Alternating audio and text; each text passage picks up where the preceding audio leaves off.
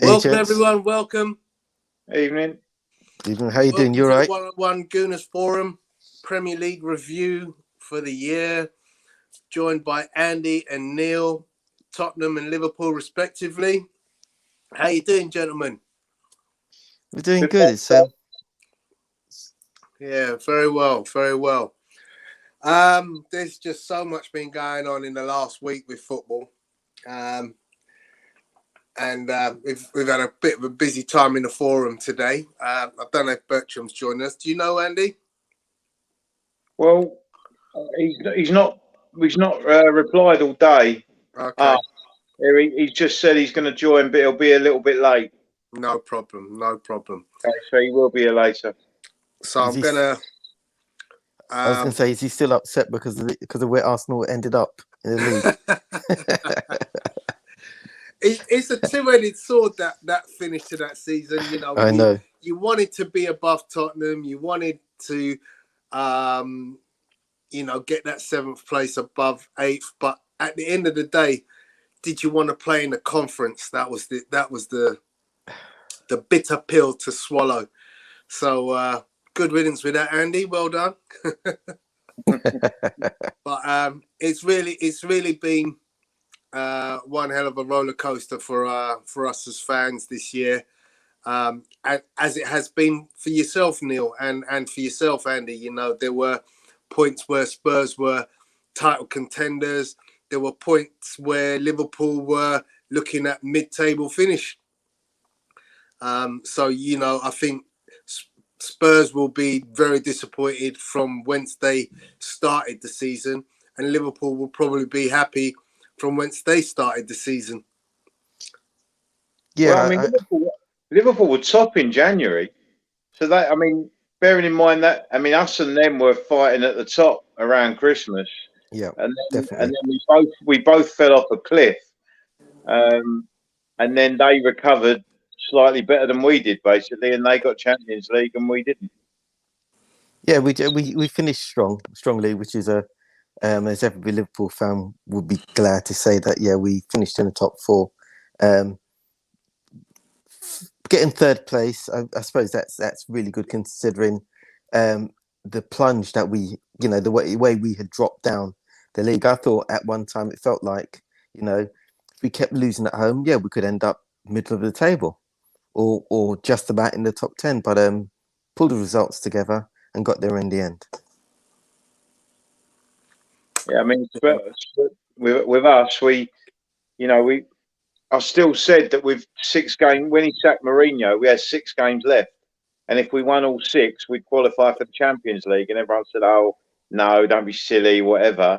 But had we won the last 6, we would have qualified for the Champions League. It was the defeat at Leeds and the defeat at home to Villa in the last week that cost us Champions League. We missed it by 5 points.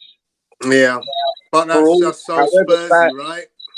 Well, however bad we were, and we were really bad for a considerable portion of the season, you're looking at a couple of games that was the difference between us being in the Champions League and not, which we were the 4th highest scorers or whatever in the league. It shows you that the margins are quite fine between if you take away City, there wasn't a huge amount between 2nd and 10th, basically. Yeah. There was 10 points separating, the top half of the table if you take City out of the equation. So, you're talking about, Spurs threw away more than 20 points from winning positions.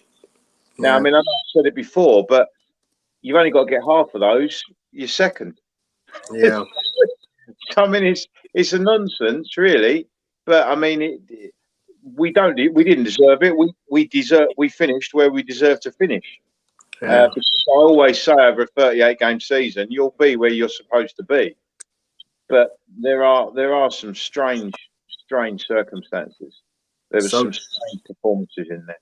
Apollo, I don't know. I don't know if you can get the PFA Team of the Year up on screen. It's on the BBC website. Here he is. Here he is. Hey, Bertrand. How are you doing? I apologize, guys. It's been a rough day at work today. Yeah, that's what I'm looking for. If you can find it, Apollo, it's on the BBC website. Hold on. I don't know if you gents have had a chance to see it, but interesting. I've seen it. I haven't seen it.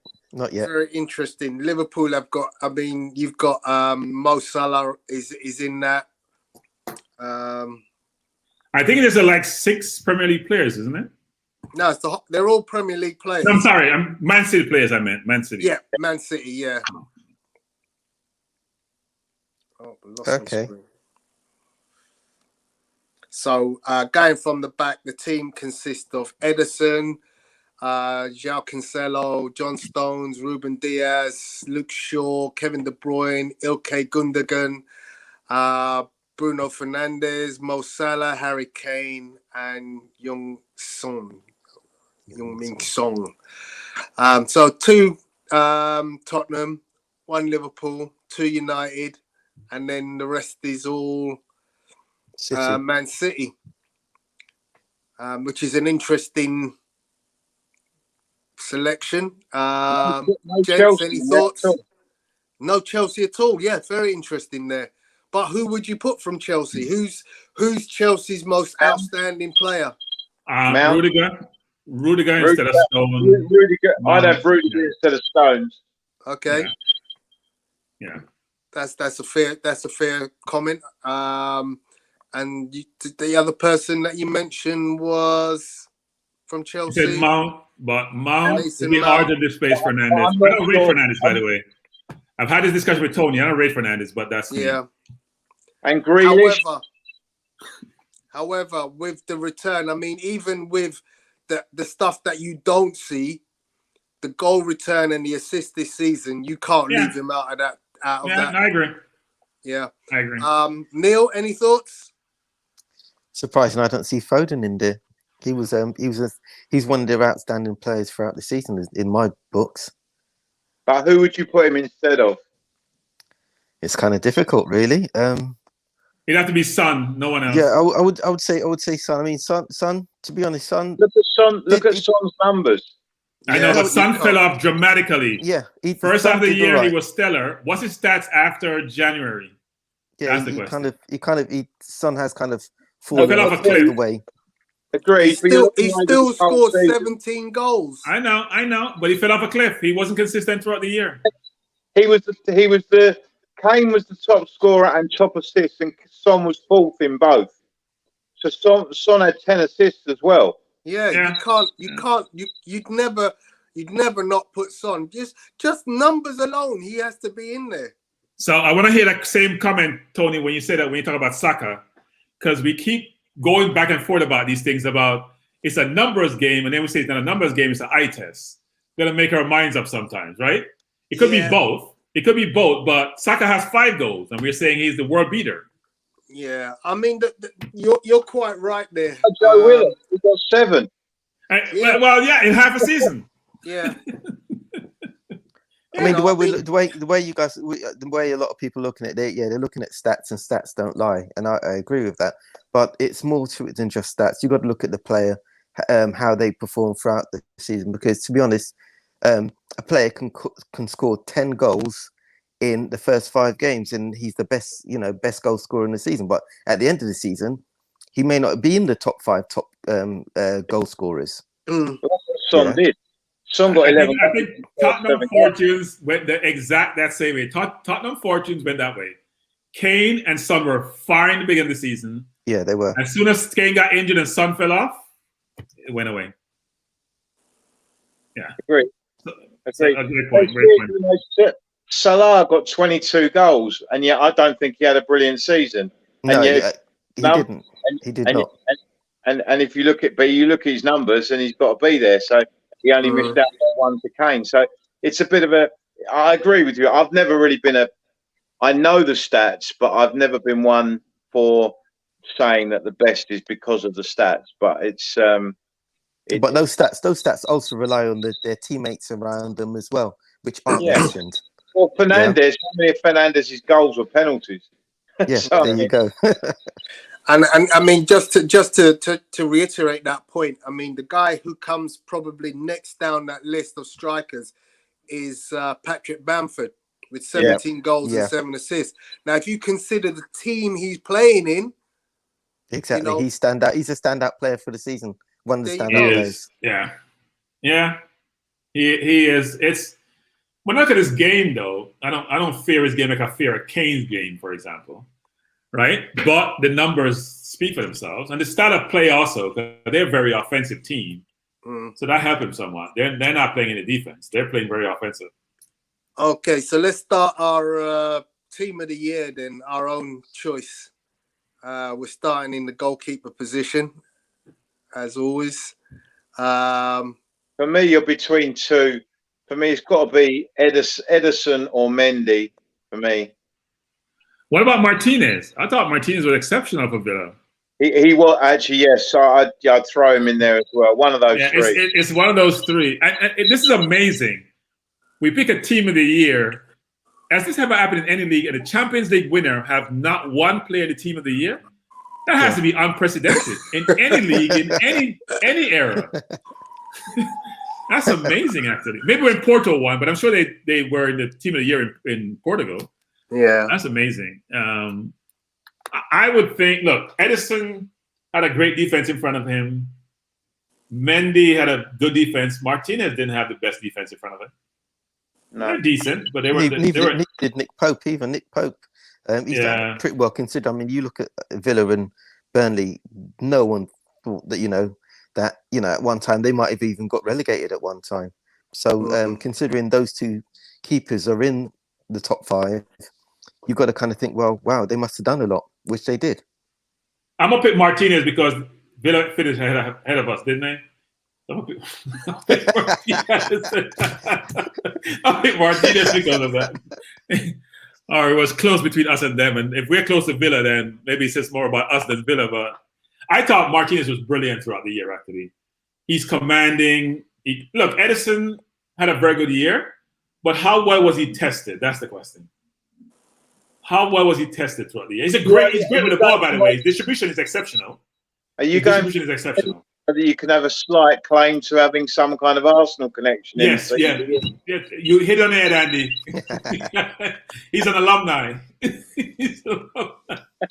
So, who are you guys picking? Who are you picking? Who are you guys picking for? So, I'm personally gonna go with Mendy because the two best defenses right in the league were Man City conceded 32, Chelsea conceded 36. The next best defense was Arsenal, conceded 39. Yeah, but we're not putting Leno in that argument. Yeah, we're trying to find Leno a home, Tony. We're not trying to put him on team of the year. If we put him in a team of the year, he might find a home. That's true. But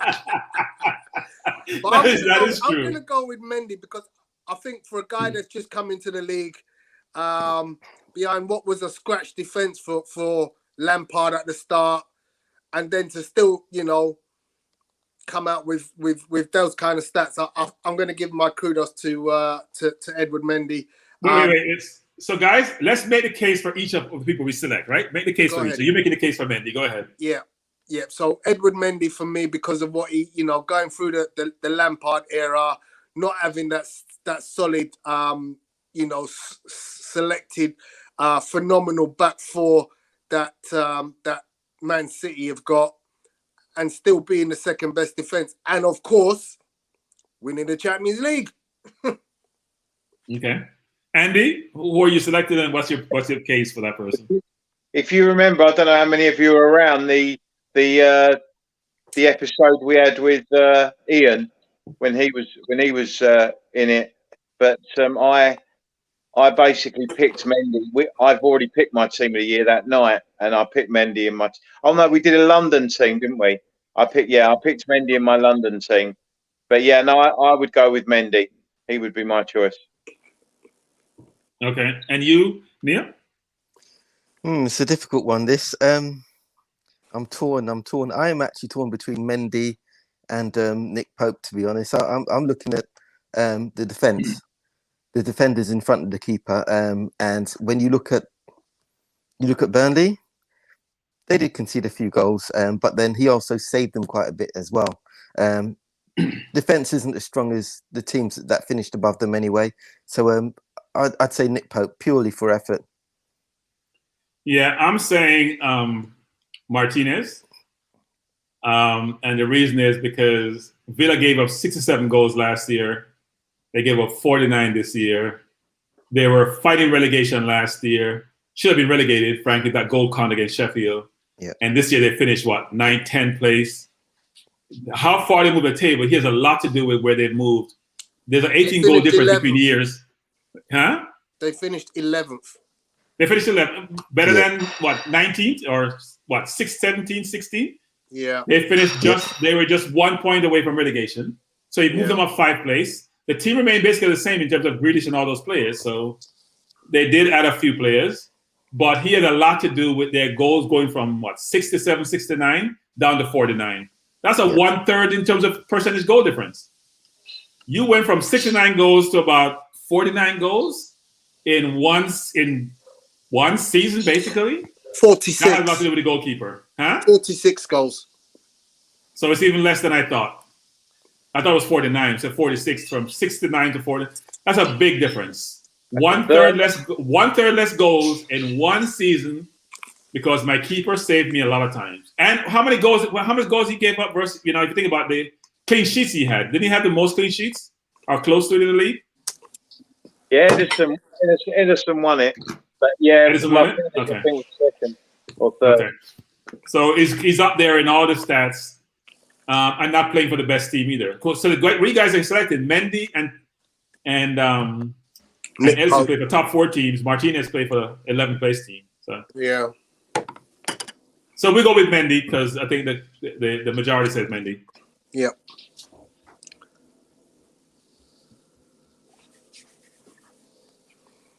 But we kept the wrong keeper. But that's what we do as Arsenal. We don't keep the people we should keep. That's just Arsenal. We definitely kept the wrong keeper. Where are we going next, Apollo? Right back? All right, here we go. Right and left back. Okay, start selecting. All right and left back. Okay. I didn't buy Cancelo being a right back. I'm sorry. Not buying that. I thought he was good, but he got worse as the season progressed. I didn't see him being the whole season, did he? He was versatile a little bit, right? They moved him around a little bit. It's a lot of people. Oh, there's a lot of people. And that's a position where we're supposed to be strongest as England is strongest, but Trippier plays overseas. Alexander-Arnold had a bad first half of the season. James has been good, but he hasn't played every game. It depends if they play a 4 or 3 or Azpilicueta plays. That's an interesting list. Oh, whoa. It's a really weird list because you've got Gabriel. There's no LFC defenders in there either. Yeah, I think this is just defenders. This is just defenders. It's not right or left. It's just defenders. Yeah, it is. But there's still no LFC defenders.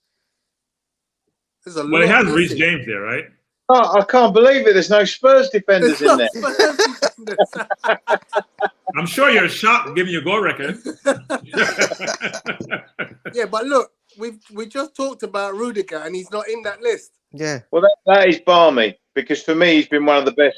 Yeah. Although what happened, right? It's only been the second half of the season since Tuchel came in. Yep. Yeah. Lampard benched him because he didn't know what he was doing. He benched him and he turned out to be their best defender. You can't make it up. I don't know. Right back, I would think Reece James. Wan-Bissaka. I've been talking Wan-Bissaka up all season. Bissaka is the best defender. He can't even get in the England squad. Yeah, but the thing is this, because his offensive game is limited, his defensive game is exceptional. James is very good going forward and a good defender, as he showed when he played Sterling the other day, even though Sterling is off form. I'm going to say Reece James.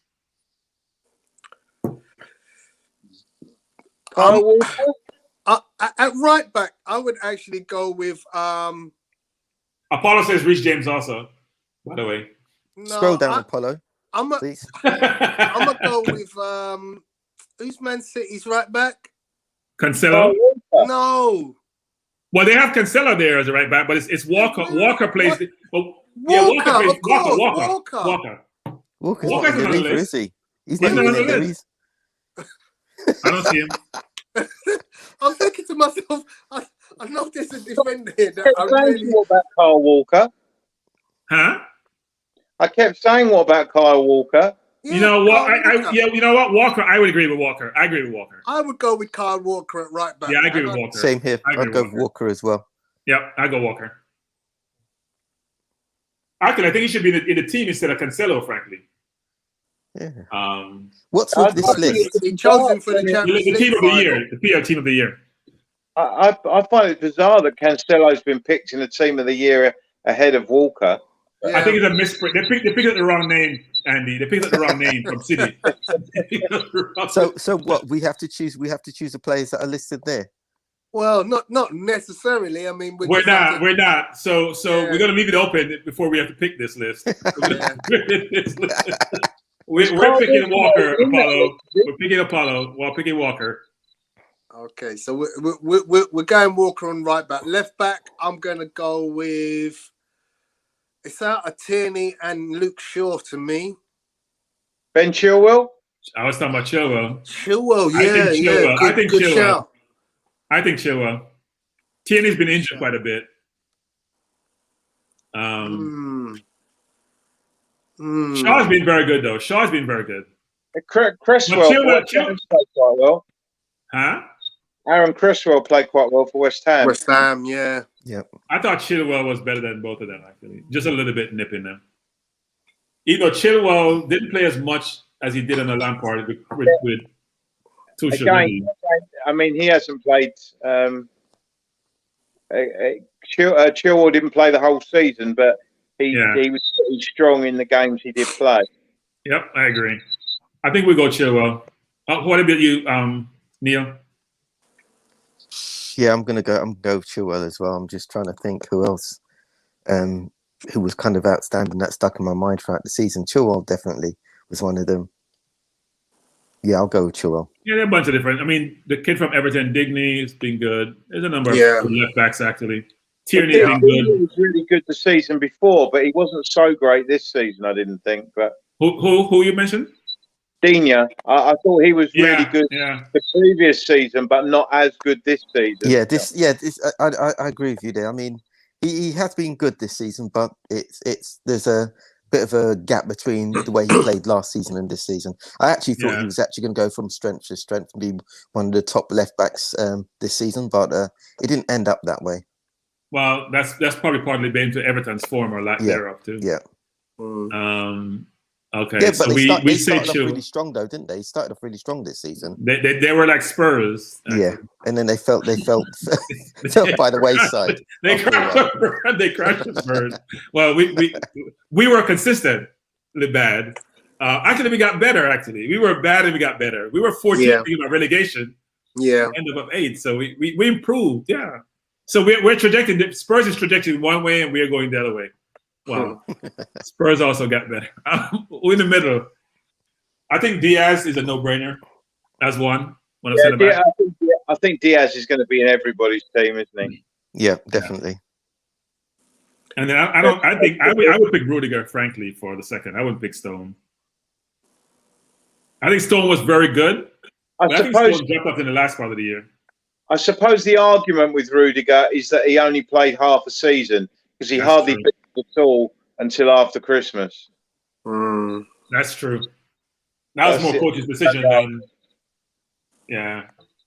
But certainly, if you were taking form since January, then Rudiger would be. Rudiger's, he's a man mountain back there, isn't he?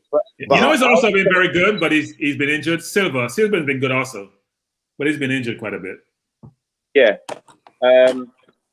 but it kind of depends on whether you're looking at the whole season or how long their sort of run lasted, I suppose. No, we gotta go whole season. Rudiger's been pretty consistent since Tuchel took over. But that's halfway through the season, though, isn't it? I think you should consider the West Ham guys. Ogbonna and Dawson have had a really good season for West Ham at the back. So, Andy, we're picking this like how England is the biggest team, Andy. You only pick from the top 6. We're picking this like England is the biggest team. You only pick from the top 6. We haven't gotten that broad view of players. You know, in the past days, it used to be Spurs, Arsenal, Liverpool, Man U team for England. Yeah. It'd be the top 6. I'm trying to think of everybody. But West Ham did I know. I'm just kidding. West Ham did actually finish in the top 6. But none of them really. They did well collectively. But apart from Rice, you can't pick, and Lingard later on, who was a Man U player, you can't really pick any player who just like stood out, right?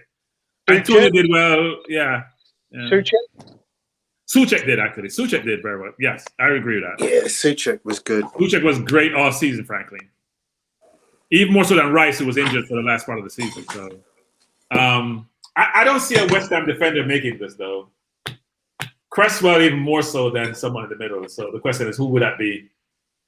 Who have we got next to Diaz in there then? No, we have Cresswell, but it's a miss. It's a miss. It should be Cresswell should be out to the left, further left. Okay. So it looked like he may default to Stone, frankly, which is interesting. It may default. He was very, very good actually. I think what we really need to do is Ben Chilwell at left back. Yeah. So what we're going to do is I think we have to name our team without putting in certain players because this list doesn't contain all of our players. No. So are we just going to base it on the players that are listed here? No, because I think we all agree Chilwell should be left back. Yep. Right. Yeah, and I think we didn't mention Castagna at Leicester. He was very good at right back this season. Who? Timothy Castagna at Leicester, the right back. He was very good this season. No, he was good. Yeah, but I don't think he warrants. No, I think Reece James would be ahead of him. Yeah, Reece would be ahead of him. Yeah, and Walker would be ahead of him. Yeah, Walker. Yeah. Yeah. So we're saying centre back. Who we pairing Diaz with? Diaz is a no-brainer. I would think players like Maguire, Stone, Rudiger, a bunch of players, right? Who may fit that second person. I know some people don't like Maguire, but I thought he had a good season, frankly. Even though it's like a tanker, he can't turn, but he had a good season.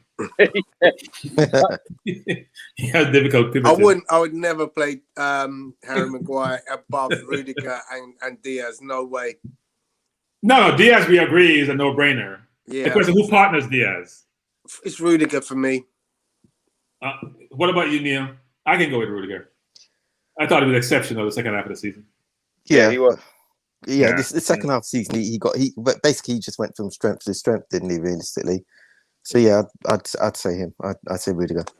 So now we come to the midfield, which is very interesting. Who would you have as your CM? Because this is going to be an interesting one. Who do you have as your CM? Can we see the options, Apollo? And can we see what the team? We should see what the team of the. For me, De Bruyne is a no-brainer for me. He's got to be there. Yeah, you're right. De Bruyne. Let's see the list. You hear me hesitating because I'm not picking based on your talent. I'm picking based on your contribution in the year. Yeah. Frankly, he was injured after the year, and he was awful in the Champions. I mean, let's see what he did. I mean, talent-wise, yes, he's probably the best player in the league, frankly, talent-wise. I'm not sure that talent manifests itself this year. Can we see that list, Apollo? Oh, you're not showing it? Okay. Yeah. Can we see the team of the year then? Forget about the list. Can we see the team of the year? Yeah, because you just put up Cresswell, but it was Chilwell, not Cresswell that we chose. Because they probably didn't have Chilwell. Maybe that's why he had it out. No, he wrote it out. He just put a list written out, so it wasn't selected. Yeah, the list written out. Okay. So who we thinking is? Let's go CM first. Are we doing a 4-3-3 or what? 4-3-3. Yeah, we're doing a 4-3-3. We only pick 4 defenders. So yeah, De Bruyne in the middle. Bruno Fernandes. Okay, so Fernandes has to make it because he scored a lot of penalties, I guess. Holding. I want to throw a curveball in there because the player I have loved in the middle of the park, Rafinha. Yeah, he's a winger. He doesn't play in the middle. He plays out on wide, doesn't he? He plays wide. Yeah. Okay. But yeah, Rafinha's great. It's been great this season. Yeah, but his stats doesn't marry him being in this team, frankly. Both eye test and stats, his stats doesn't marry him being here, but he's an exceptional player. I'd agree. So we say Fernandes and De Bruyne are no-brainers. I don't rate Fernandes, but his stats. I don't rate Fernandes either. But no, you rate Fernandes. You give me a hard time about that. You can go back to the tape. You can go back to the tape. You showed me the stats the last time we talked, and I watch him play against big teams, and he always struggles. So now does Godunga make it? So we have people like Rice, Kante, Henderson, Souček. No, Henderson's been injured last part of the season, but he was good during it. A bunch of players actually. So are we talking about players who haven't been injured then? No, we're talking about players who have had good seasons, very good seasons. Yeah. Depends, because his injury was a little bit late, right? So he could be in the team. I don't think he. That's because he got put in defense, central defense. Yeah, that's Fabinho, Souček, Rice. Ward-Prowse. Ward-Prowse doesn't make that list. He's in the second tier list. He doesn't make this list. Okay, Maddison. Henderson. Well, most of Liverpool. Henderson, Wijnaldum. For half Thiago as well. For half the season, I'd put Ndombele in there, but then he fell off a cliff in the second half of the season. I don't know what happened there. A bit like the rest of the team. No, I think Mason took him out of this team, so we're not going to think about it. Mason took him out for us. So we think he was very good at the beginning of the season. He was very good, actually.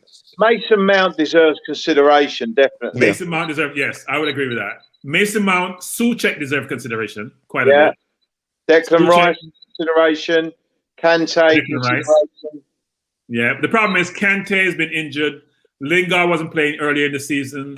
There's so much of that. Rice been injured the last part of the season. Then we chose Rudiger, and he didn't play for half the season either. That's true, but we didn't have much choice, did we? I would say Souček. I'm going to say Souček versus Godunga. I'm going to say Souček. My personal choice is N'Golo Kante, because when he was, he was injured for a fair bit, but when he was fit, there was nothing going past that kid, and he was doing it all over the park. He was. Souček has a bunch of goals. He plays the whole game. Souček was exceptional this season. Yeah, exceptional. Scoring, headers, foot, left, right, and defensively. I'm saying Souček. Who you say, Neil? It's a difficult one. This, to be honest, I'm kind of torn. Obviously, with Liverpool players not being mentioned. Salah.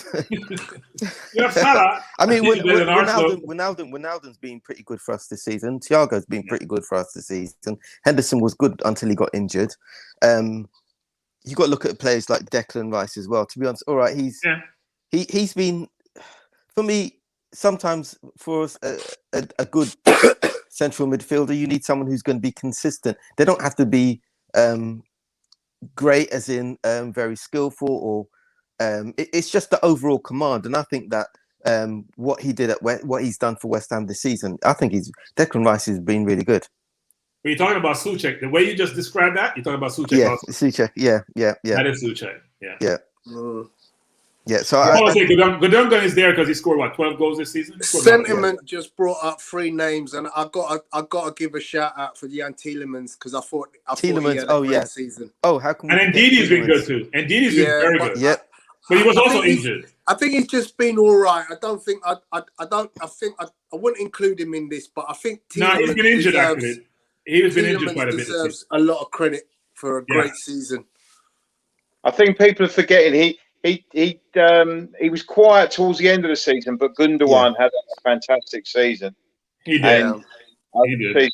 But also, I like to give the thought. I mean, we're picking 3 midfielders, but everyone that people, apart from the likes of Kante and Rice, people are mentioning goal-scoring midfielders. But I think we have to give some thought that if you're going to have a balanced team, you've got to have a holding midfield player in there. For me, that's Kante.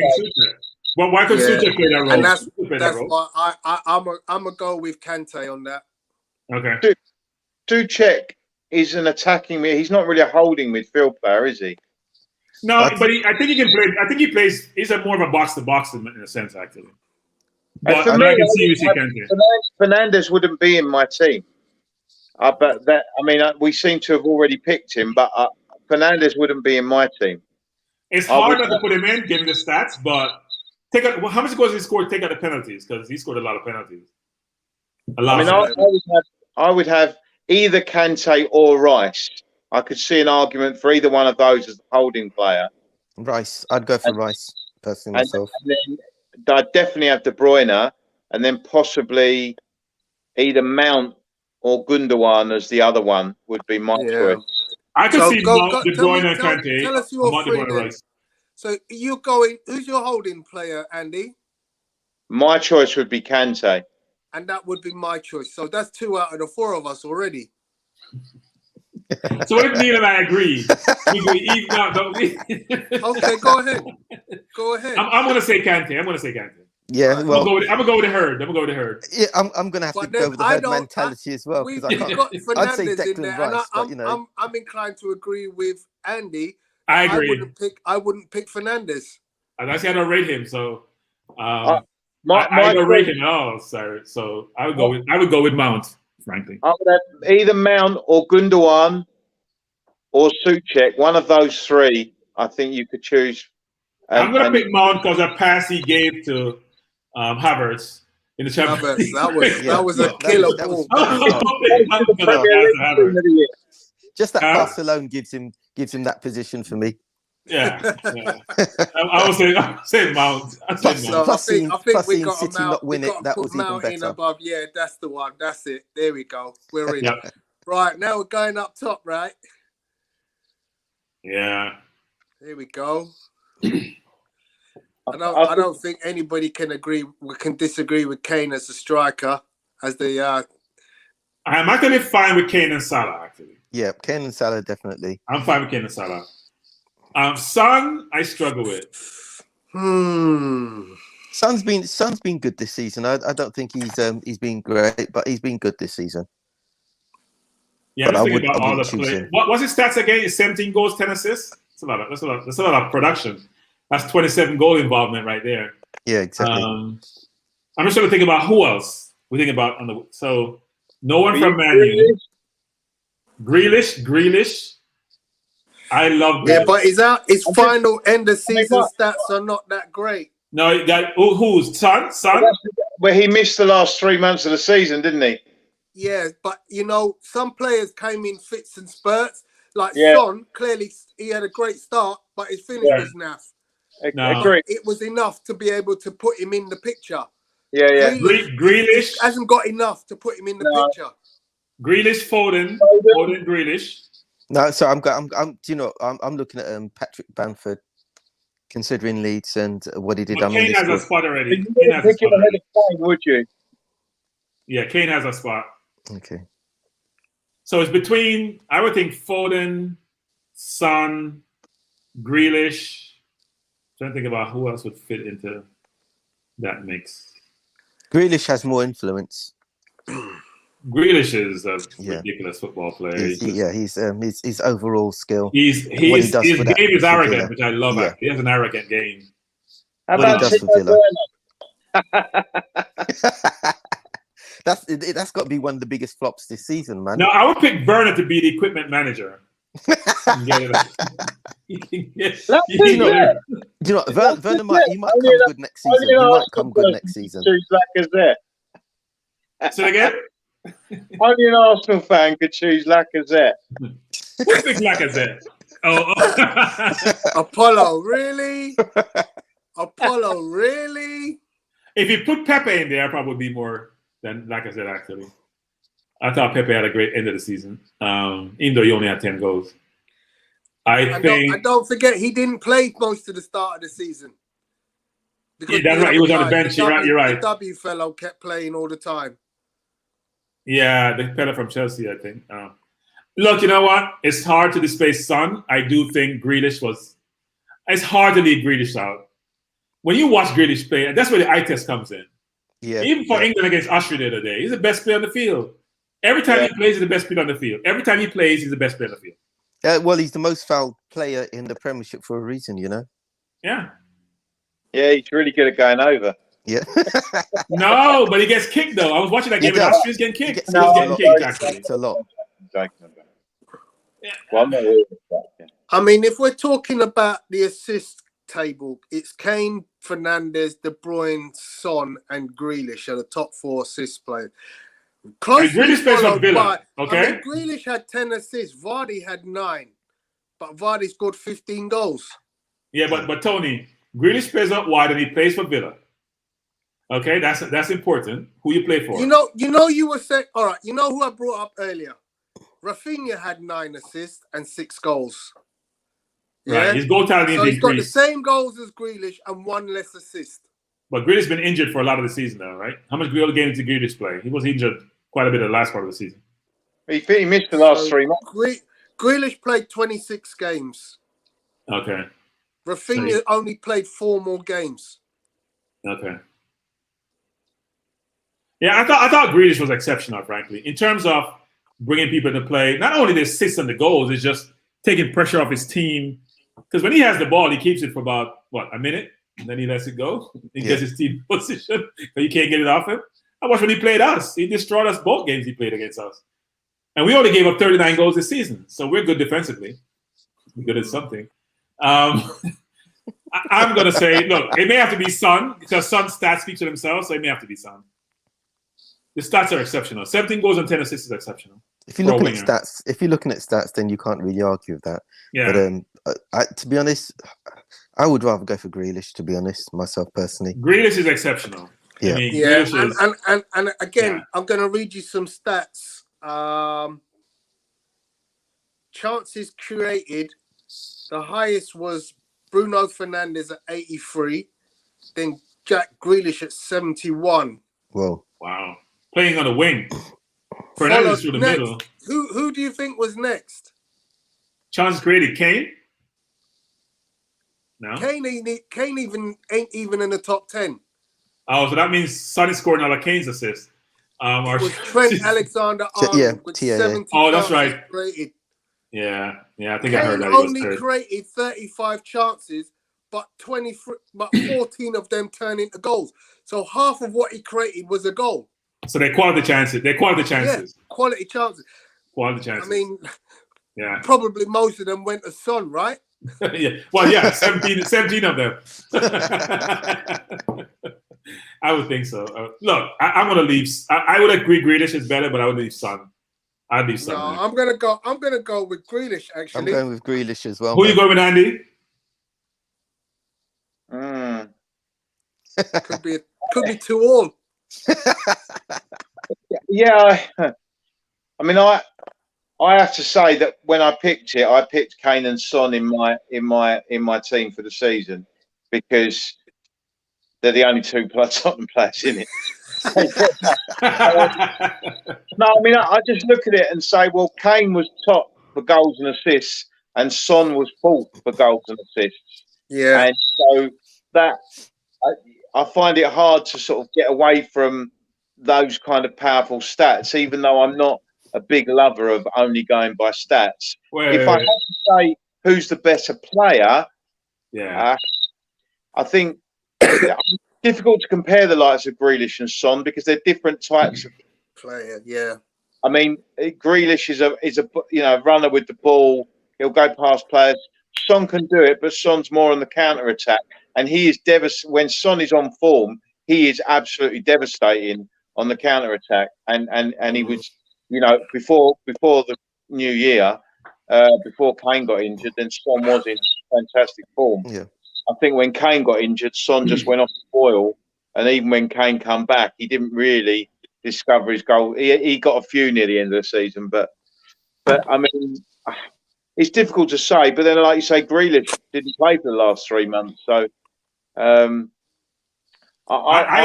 think Grealish is the 4th best player in the Premier League. I would go with Son. So we're tied. Apollo, break the tie, please. Apollo, he's gone with Grealish. He's gone with Grealish. No, that's what he put up.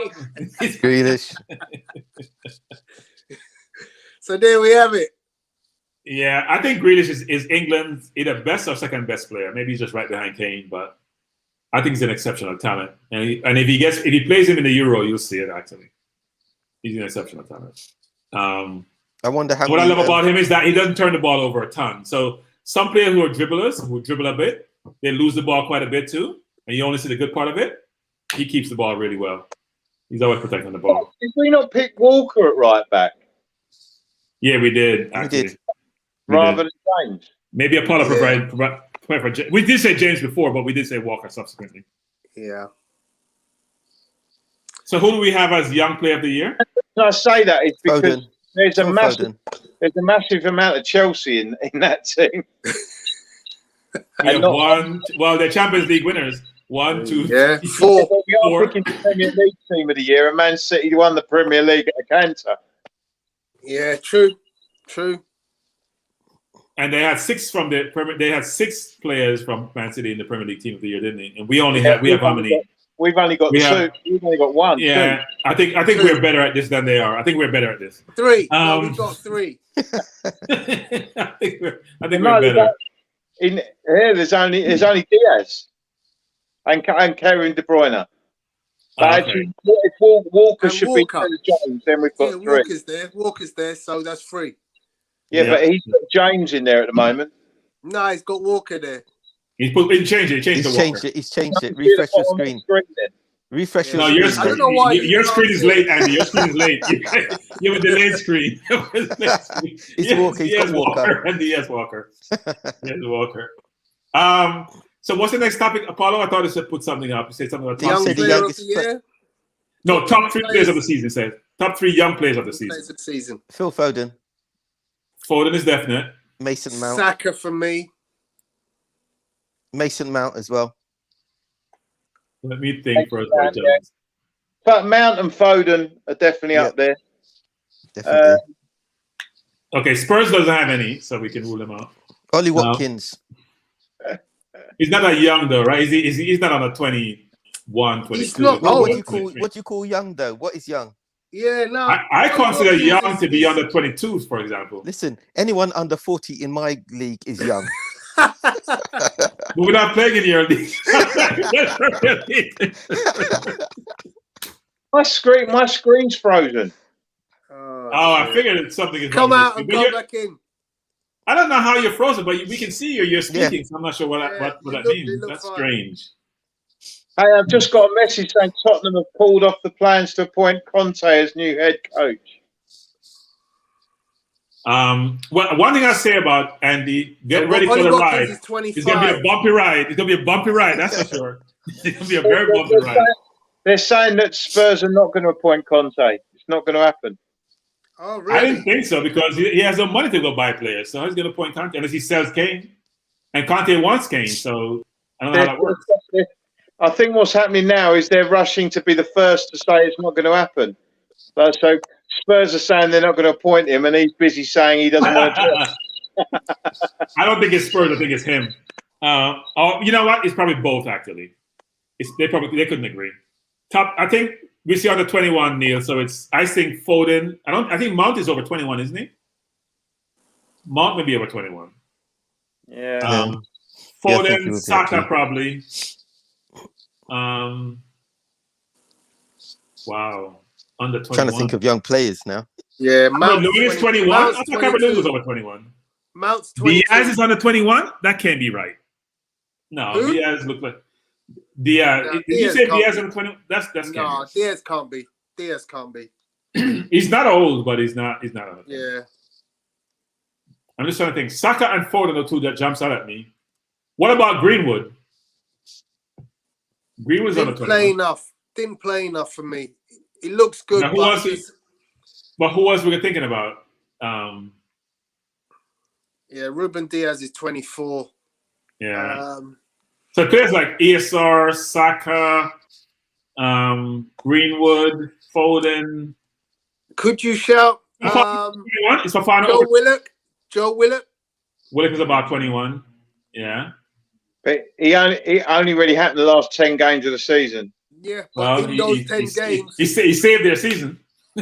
He's like Lingard. He pretty much saved their season. He saved their season, yeah. And he scored against all the big teams. All the big teams. Yeah. You know, he set a new record, or he equaled a record. Alan Shearer's record is breaking records, yeah. But he broke it. He got 7 in 7, didn't 7 consecutive games, didn't he? Wow. So I think Foden and Saka are given, right? Yep. What about Calvert-Lewin? Is he 21? I thought he was older than that. Do you know? I actually don't know the age of a lot of these players. You know, I 'cause think they he's look older than that. They look a actually. lot older than they actually are. Actually, to be honest. I know they've been blooded from early. They all look like they're old stressed. They're stressed from real early. Calvert-Lewin's 24. Yeah, Wow. he's not 21. He's not 21. Okay. I think it's mainly that Greenwood, Foden, Saka, ASR, Willock. I think Willock is actually 21. Now, I think that's the list I can think about. For me, what did we say about Mount? He's 22. He's 22. I would put Mount in. Yeah. Mount, okay. For me, it's a straight choice between Mount and Foden. That's the choice for me. So the three would be Mount, Foden, and Saka. Yeah, I'd say Mount, Foden and Saka as I'm well. not saying I don't rate Saka. I've said before, I think he's one for the future. I think he's a great player. I don't think you can say that he's had the same impact on the season that Foden and Mount have had. I agree. Those three are the teams. So Saka, Foden, and Mount. We're fine with that. Even though I think Willock has more impact than Saka did. And maybe not as much impact as Foden did. Willock may have more impact than all of them, frankly. Yeah, for a bad team. At least if you're Newcastle, you think that way. But I think these three have been consistent. He hasn't played for the entire season. So from a season perspective, I think these three are fine. What age is Ollie Watkins? 24. No, he's older. Yeah. Saka been England's man of the match in the last 3 or 5 games. Cool, K. We're talking about Premier League, though. Yeah. Mason Mount has had a very good season. So what's the PFA's? I think we're all in agreement there, aren't we? Yeah, we're in agreement. What is the PFA's age on the young players? What they consider as young players then? I think Apollo said 21 and under. I think that's what he said. No, it goes older than that. It goes, because they include. They've included Owen was getting that award at 24 and stuff. Yeah,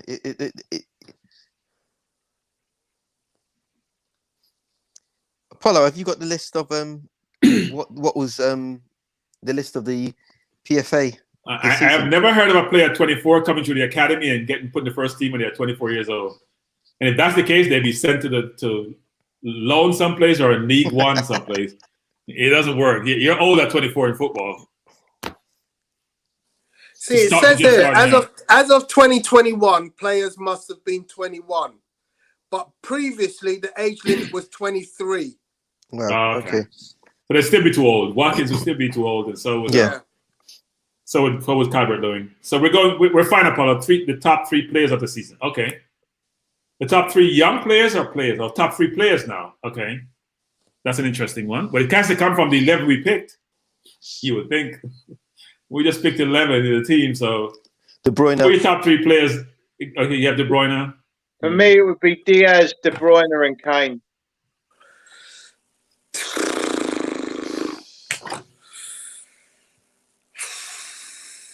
Diaz, De Bruyne, and Kane. I can live with Kane. I can live with Diaz. I struggle with De Bruyne. I struggle with De Bruyne. I'm glad you said that. I was just looking it up because I'm struggling with De Bruyne. I think Kane is a no-brainer. He's probably the best player in the league, but this season he was really struggling. Yeah, I think Kane's a no-brainer. I think Diaz and Kane are no-brainers. They won the league at a canter. Yeah. I know, and they had 6 people in the team of the year. That's the reason why. And he was injured for quite a bit, and they still won without him. He doesn't play, they still win. It doesn't matter. They just plug someone else in. I don't know. For me, whenever I watch, De Bruyne is always like the best player on the pitch for me. He wasn't in the Champions League final, even though he got injured, but he wasn't. He got injured. But he wasn't while he was playing. Kante was by far the best player. He got injured at a time when he was beginning to influence the match. City were beginning to come on strong. Yeah, I thought Mount, Kante were better than De Bruyne that day. Oh, yeah, they were. Yeah. But they were. But we don't know what would have happened in the last 20, 25 minutes if De Bruyne not got injured. Well, that's what happens when you run into a brick wall, right? Yeah. That was deliberate with the glasses too. I don't think Rudiger does those things. Rudiger does those things. That's in his DNA to do that. That wasn't by chance that it happened. You run smack into the glasses that he has on. That should be illegal. You can't use those in a game. Yeah. They're dangerous, frankly. Okay, so here's a stat for you guys. Most chances created per 90 by player in the league is 2.73 per game. Jack Grealish, 2.72 Kevin De Bruyne. And we didn't have that's Grealish in our based team. on your minutes played. Right. So Grealish is more. Well, so it's pretty much identical, Tone, like 1/100th of a point. Of a second, yeah, pretty close, yeah. And Manchester City won the league by a mile. Third was Bruno Fernandes. I'm gonna use Andy's logic and say because he won the league by a mile, because you have more money by a mile, so you should win by a mile. You have more money by a mile. That's why Guardiola always wins. He has the most money in the Champions League. He struggles because he has competition. Bruno Fernandes, he scored 18 goals this season. 9 of them, so half of them, were penalties. Yeah, that's what I said to you. That's what I said earlier. He scores a lot of penalties. I agree with that. Yeah. I wouldn't put Bruno as. I can say I don't rate Bruno, so. Well, that's why he's not in our team of the year. Yeah. That's right. I don't rate Bruno. It's not that I do rate him. I just don't think he's as good as everybody makes out he is. That's all I'm saying. So here's my concern with Bruno. He plays one way. He plays zero defense. He's always whining. When he has equal competition, he doesn't produce. When we played him twice, he disappears. When he plays most of the big teams, he disappears. I'm watching him thinking De Bruyne shows up in big games. The big players like Kante, De Bruyne, they show up in big games. He doesn't. Sounds like Ozil. Yes, he does. But he's a younger Ozil. He's a younger Ozil, frankly. Who scores, by the way? Ozil didn't score now. That one game in 8. Hey, I'm not having you lot knocking my boy Ozil, yeah? Apollo, just pull up them stats from his by the way, Tony. Yeah. Pull up them stats, yeah? Hey, Tony. 15 goals, 17 assists. Tony, let me say this, Tony, about Ozil, which is when we talk about best decisions of the season, for Arsenal, 3 best decisions, he's one of them. Getting rid of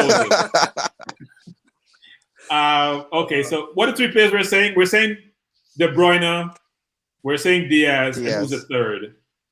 Grealish, man. Put Grealish in there. I'm going to go with Grealish as well. Was Grealish in our team or was it Son? Oh, yeah, Grealish, okay. But Grealish barely made the team.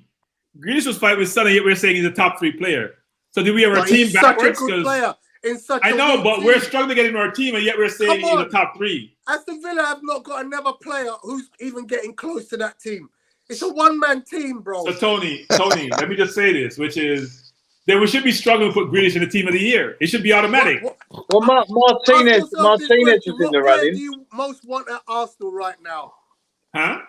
What player do you most want at Arsenal right now? We've been linked with Mendy. Can I answer that? Basuma and Grealish. Who do you want most out of them 3? A team. No. You got Basuma, Grealish. I need a team. No. We have more issues than Basuma. Yeah, but if you choose one. We just need a team. No, one ain't going to help us. We need a team. Tony, we need a team. Not playing the game. Tony, we're finished 8th. We need a team. We just can't create miracles. If you could have one player at your team, who would it be? Harry Kane. No. To be honest, looking at Harry the way Kane. Liverpool play. No, it's not Kane. It's not Kane. I'd love to see Phil Coutinho come back. What? Neil, how many goals did we score this year? Neil, how many goals did we score? Neil, how many goals did we score this year? Arsenal scored this year. We can't pass 60 goals. We can't get to 60. We need a scorer.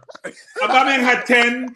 Laka had about 10, 2 or 12, whatever the number is. We need a goal scorer. Right, 20 goals? Andy, come in. Make some sense for this. We need Kane. Let me get on the phone. Let me get on the phone, right? I told you to phone to Klopp. Diaz, De Bruyne, Kane. I said it in the first sentence. No. Yes, you're right. You're right. You lot need someone like a reject. So I'll get on the phone to Klopp and I'll tell him to sell him to you lot. Yeah. We don't want your reject. You can't give him away. You want to give him to us? We don't. No. We have ambition. I'm trying to do. We have ambition. No, we have ambition. No. What's worrying is they could all be playing for the same team next season. Yeah. No, we want to sell Aubameyang. We want to sell Lacazette. We're trying to sell a team. We gave away half. We gave away half in January. We want to give away the other half. The whole We time, need new blood. It's true. It's true, though. It's Yeah. absolutely true. We do want to sell a whole team. So I'm going to go with Andy's suggestion. I'm going to go with Kane, Diaz, and De Bruyne. I'm fine with that. I'm fine with that. I think Grealish has been exceptional, by the way, but I can go with that 3. What's the next list, Apollo? I think that's a good 3.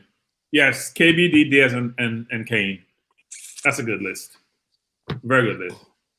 So Andy picks his and directly. Andy doesn't vacillate like we do. He's very direct with his selections. He must have been prepped before. Apollo, what's the next list? You don't have a list? He don't have another list. What we can do is actually talk Euro a little bit, which is, right? So we can think about, so we have the Euro coming up, and we can think about, who we believe would be a combination of one thing, which is who will win the Euro. Whoa. What? Sorry. Manager of the year. Arteta, who else?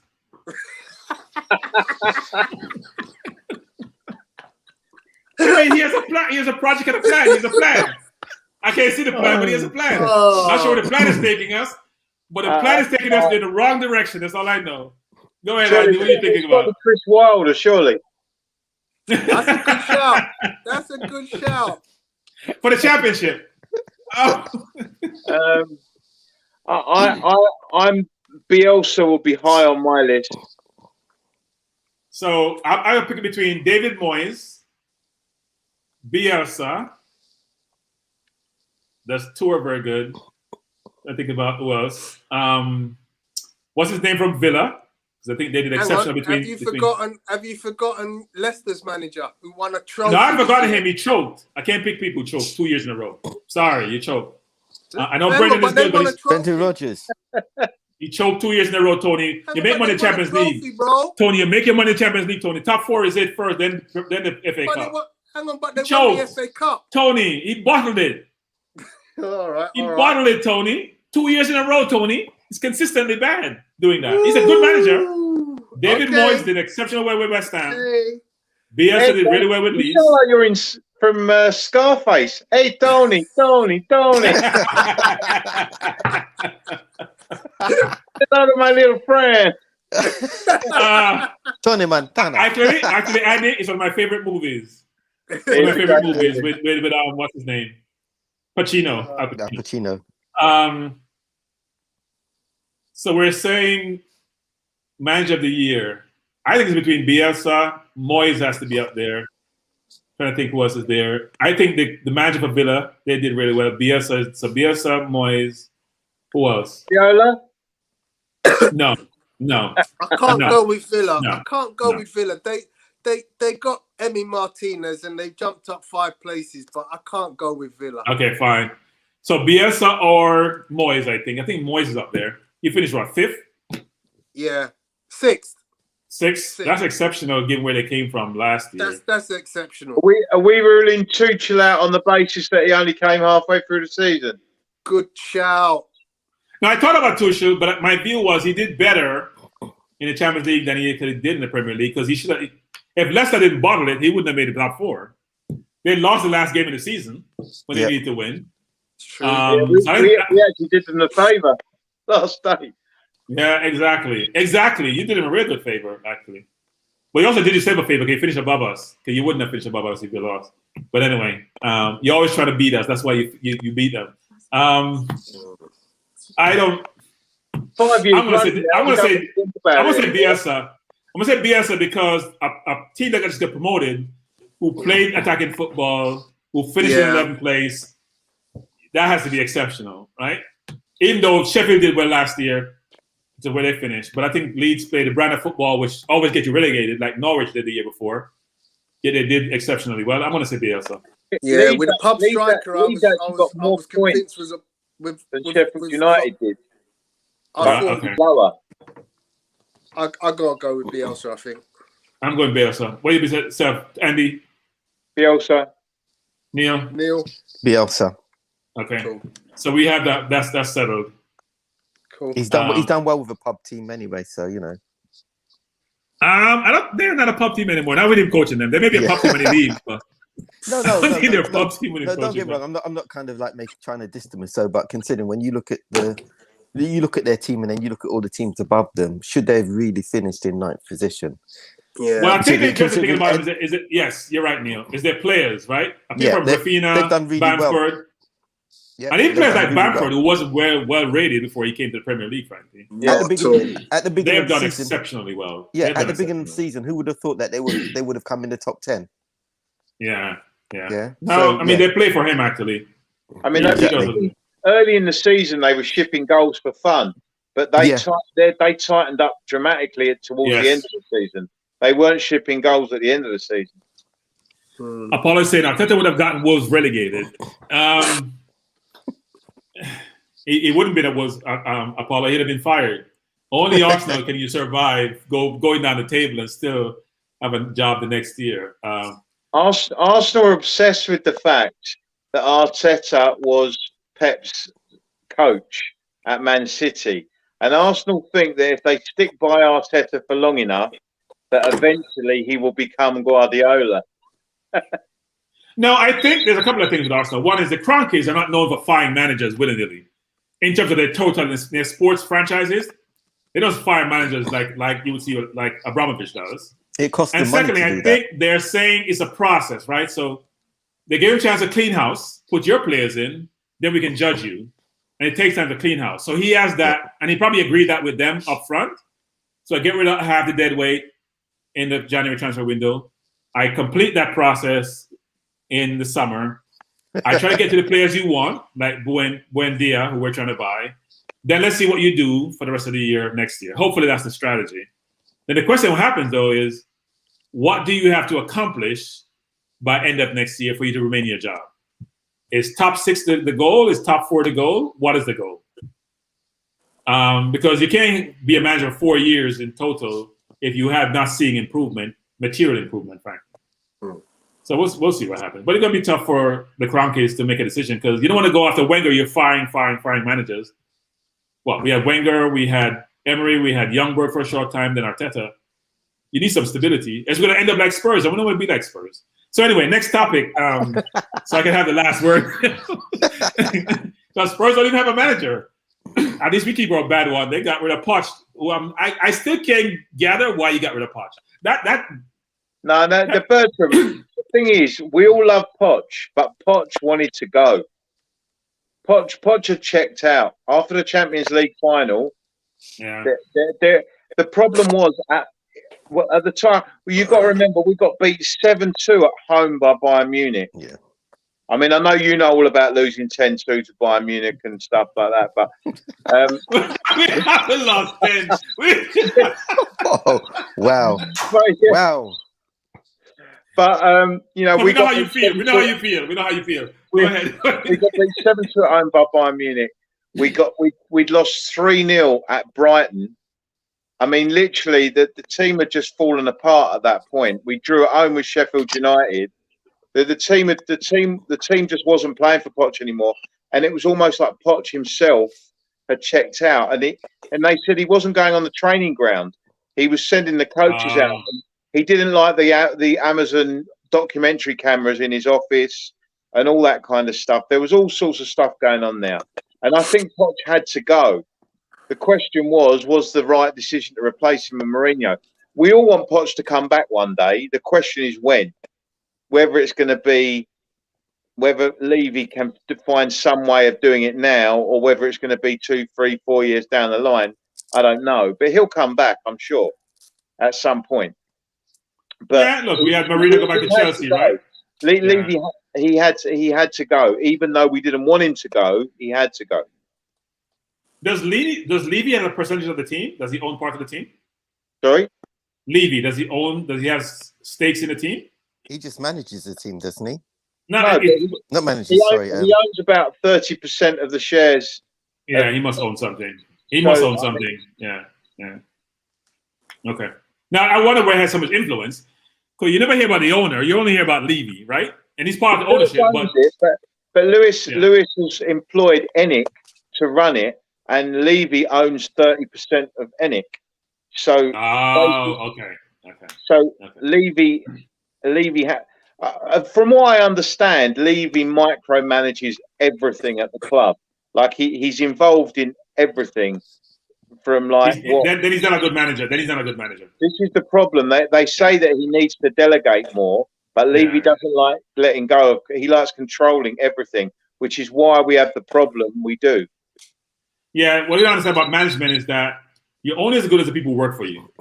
You can't be everything to everyone. It's not possible. If you have a big franchise like you do, with so many different components to it and things you have to do, you make sure you get the information that's being fed to you. You hire the best people, give them the autonomy, and if they don't do well, you get rid of them and bring somebody else in. So that's it.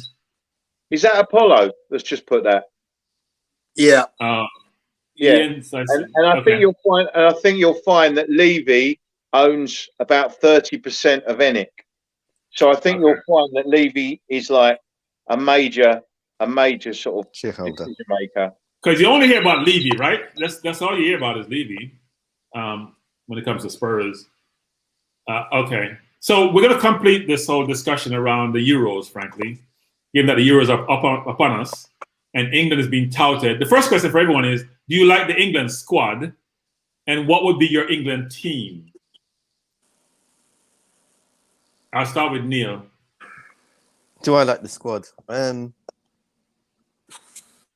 Good question.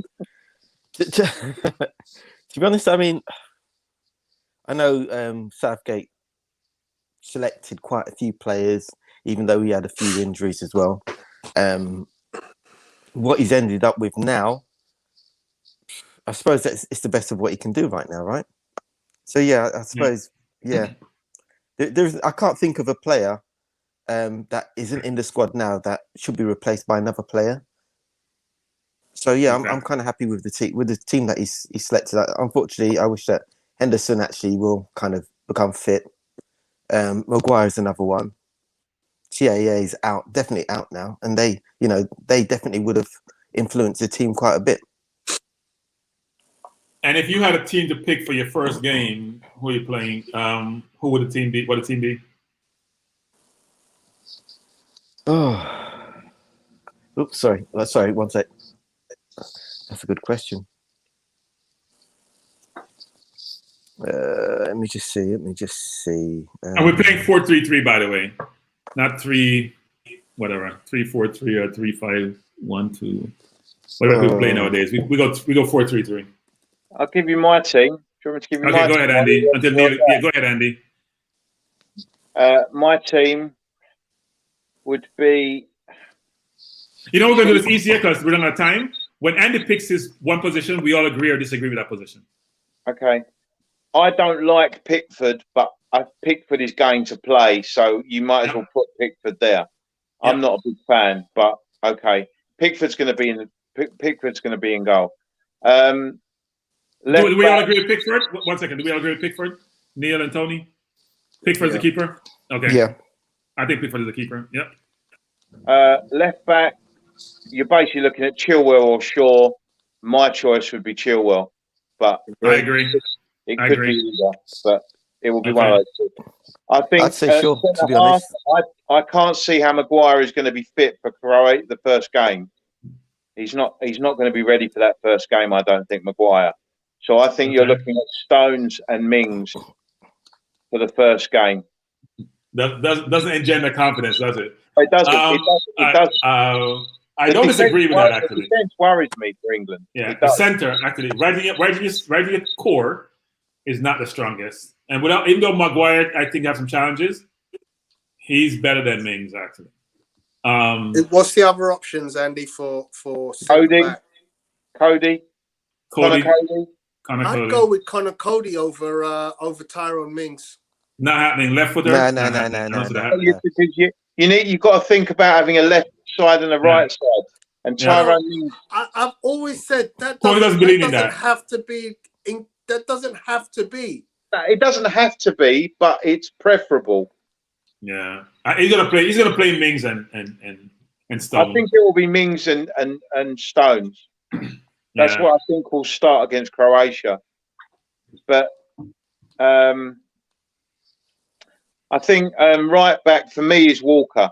But you can make a case for James or Trippier, Yeah, for frankly. me, and Trippier, but for me, it's Walker. I think he Okay. likes Trippier, actually. Walker's probably the best one, but I like to see younger players go in. Trippier, I would prefer someone like Trippier. No, not even close. He's going to play all Walker. day over Walker's Trippier. speed. I'll give you an example of Walker's speed. You remember when Chelsea played Man City and he lost the ball to Pulisic? Yeah. You see how quickly he went to just take the ball back from him? That's Walker. That is all it's based on. That's Walker. And Pulisic is quick as well. Yeah, that's Walker at 30. So I'm going to say Walker. Even though sometimes he makes bad mistakes. What I could see Southgate doing if Maguire does get fit is him going to a back three with Maguire, Stones and Walker. And then he can also play James as a right wing back. I think the struggle there is you have so much offensive firepower. Do you want to play five defenders? By doing that, you lose one of our great attacking players, and that is problematic. But yeah, I mean, I'm not keen on the Maguire Stones thing because they're not quick. It's not quick enough. Yeah, I would agree. You know, you can hear the beeper when Maguire's turning. You know what I mean? It's the Titanic. The Titanic is turning. Yeah, but the thing is, though, he's solid. Though it's what you got to look at. He is a very solid player, and he is decent. Yeah, no, he's a leader. He's a leader, exactly. And I think that's why. But that's what you need. Yeah, but that's what you need at the back, though. You need someone who's going to marshal the back and make sure everyone's doing what they need to do. If Maguire's fit, Maguire plays. But I don't think he can be fit for the first game. Right. So here's the question: midfield. Who would you go for in the middle, Andy? Since you're running this. Well, I really like Calvin Phillips. I'm a big fan of Calvin Phillips. But me personally, I'd play Rice and Phillips as two in the middle. Because me personally, I'd go 4-2-3-1. That would be my thing. So you're gonna have Bellingham on the bench. I'd have Rice and Phillips, and then I'd have Foden, Mount, and Grealish behind Kane. All right, let's stick with the first two first. Yes, the first two. You said Rice and Phillips. Yeah. Rice and Phillips. So you're going very defensive. Henderson's not going to be available for the first game. I'm not sure if he'll be available. So I'm going to go. What are you going, Neil? I've got to agree. Rice, Phillips, definitely. Okay. Tony. What other options have we got? Well, you got Bellingham. You got Henderson as well. Bellingham is certainly looking like a contender now because he's certainly playing very, very well. And but you've also got the possibility of only playing Rice on his own and maybe playing Mount with Rice because Mount can play deeper as well. And then you could free up another, like a Foden or a Grealish to play in there. And then maybe you could bring Sterling into the equation or Rashford, whichever you wanted to do. I think your manager is very conservative. He's risk averse. I see him playing two who can play the 8 and the 6. I see him playing either Bellingham and Rice, or you say Phillips and Rice. I don't see him going all gung-ho offensively, playing Foden, Grealish, and Mount in the middle. I can't see that happening. Who's the first game? Croatia. Yeah. Tough game. I think he's got to have strong players in the midfield. We need a solid middle against Croatia. Yeah. Especially with a weak defense, with a weak back two in the middle. Yeah. You need to protect those two back two. Part of the reason I agree with Andy. Yeah. Part of the reason for playing two holding players is because we're worried about our centre halves, basically. Yeah. So we want to give them protection. If you only have one holding player, I think you're risking teams coming through the middle on us. So I would have Rice. I think it will be either Rice and Bellingham or Rice and Phillips. I could see Bellingham playing because Bellingham will give you that offensive trust if you play too deep, right? And he's a more box-to-box midfielder. Unlike Phillips, is going to stay very, very deep. But you got to protect the back too. So I'm going to, knowing how Southgate thinks, I'm going to go Rice and Phillips actually. Yeah, I mean, I would go with Rice and Phillips for the first game. Perhaps for the Scottish game, we could be a bit more offensive-minded. Right. But you see the Scots as well. You talk about the Scots, and they've got McTominay and McGinn in midfield. You know, Armstrong from Southampton. They've still got Premier League quality players in their team. And they got Gilmore too, who may get to play, maybe. And Tierney. They've got Tierney, Robertson. You know, Yeah, they've they have not decent got a players. bad side, the Scots. Yeah. I think they're a little bit short though when you in certain other positions. And Steve Clarke is a good coach. Yeah. Yeah. Steve Clarke is a very good coach. They'll be well. We're saying Rice and Phillips. Rice, Phillips, and Mount. We're saying right in midfield. Because Mount's going to play. So Yeah, it I has to be think Rice, now Phillips. to play. Yeah. I think the question you've got to ask is, because what you saw the other day with Kane is because Kane is so used to dropping deep with Tottenham that he started doing that for England as well. But if he's going to do that, then you need the pace of, say, Rashford and Sterling to go beyond him. Because Kane's dropping deep and we've got the other 10s like Grealish and Mount and Foden in there, well, who's going to be going beyond Kane? You see, so the question is, do you risk leaving out the good number 10s that we've got like Grealish and Mount and Foden in order to play the pace on the counter-attack of Sterling and Rashford?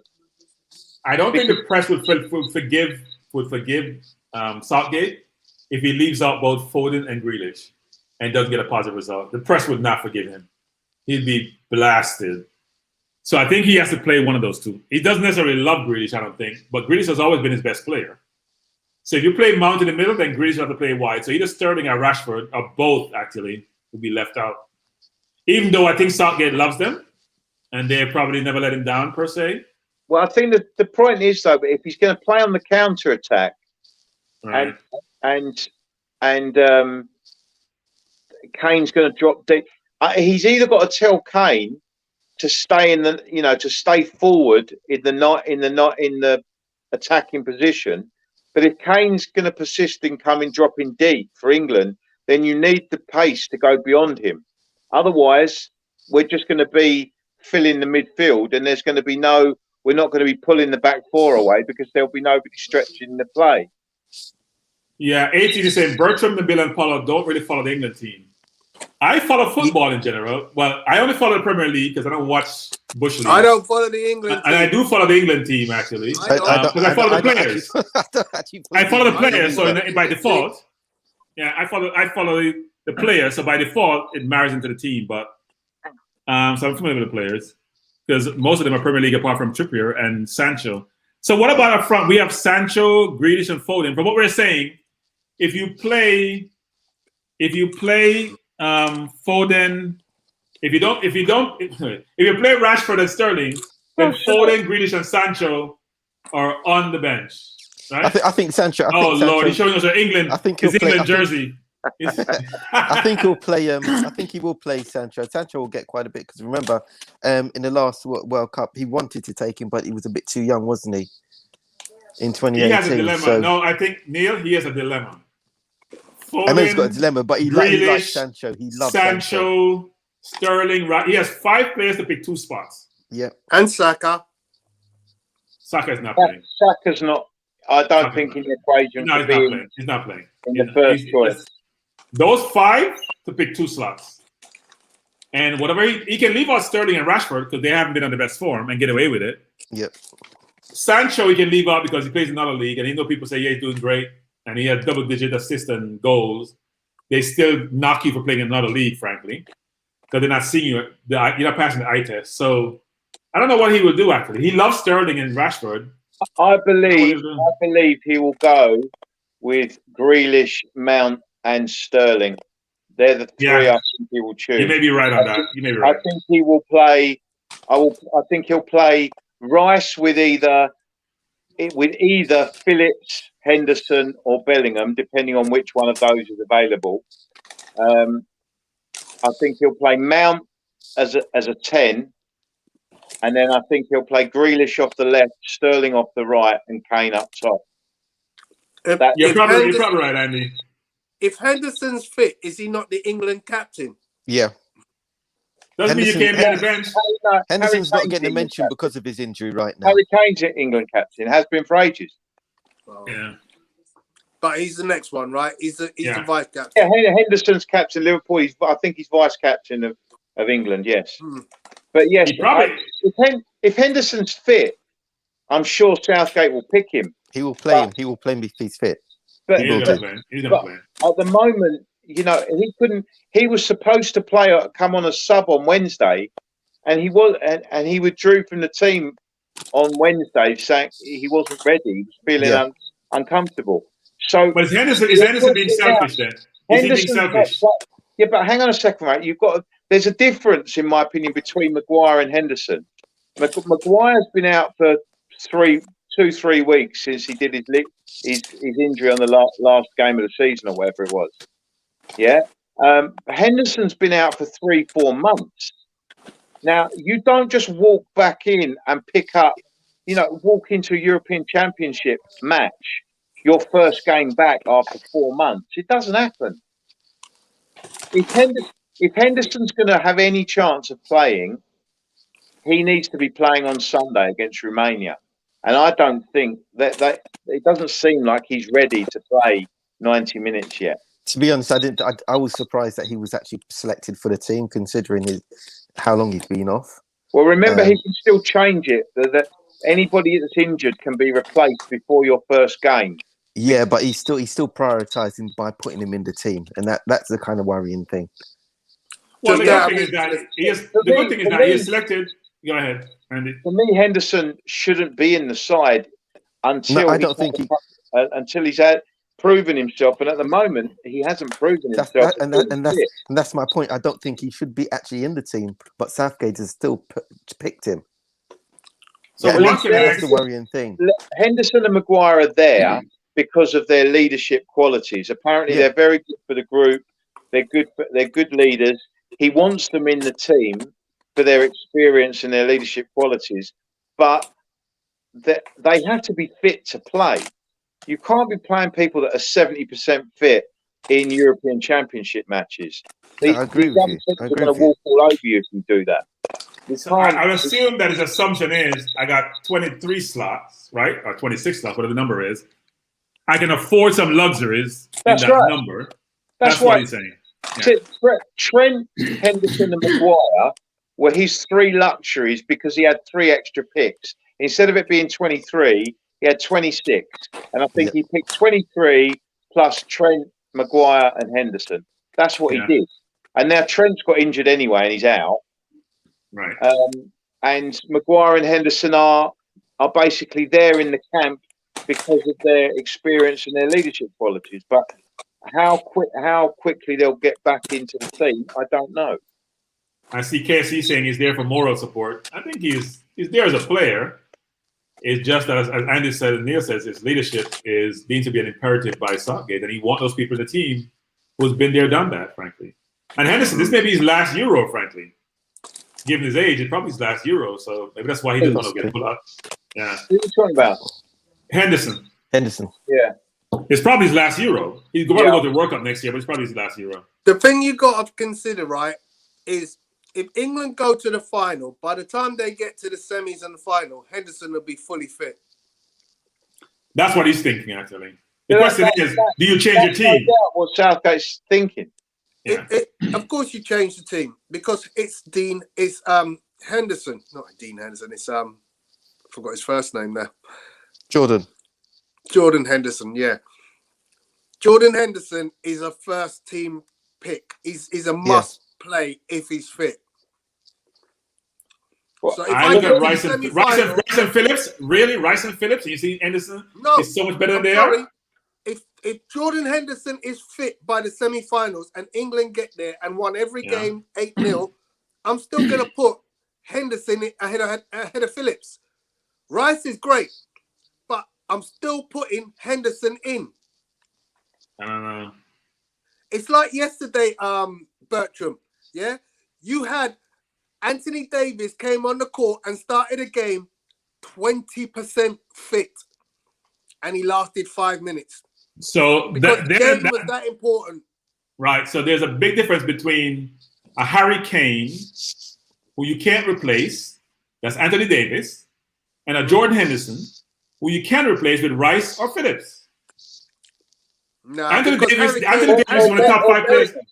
Listen, Bellingham. Harry Kane is Or Bellingham, under- frankly. Huh? I get what you're saying, but you got to look at influential players. The importance of that mesh. It's what having Henderson that does. leadership. It's also I'm having still- that leadership on the pitch Neil. as well. I'm still of the opinion that Bellingham is at 17.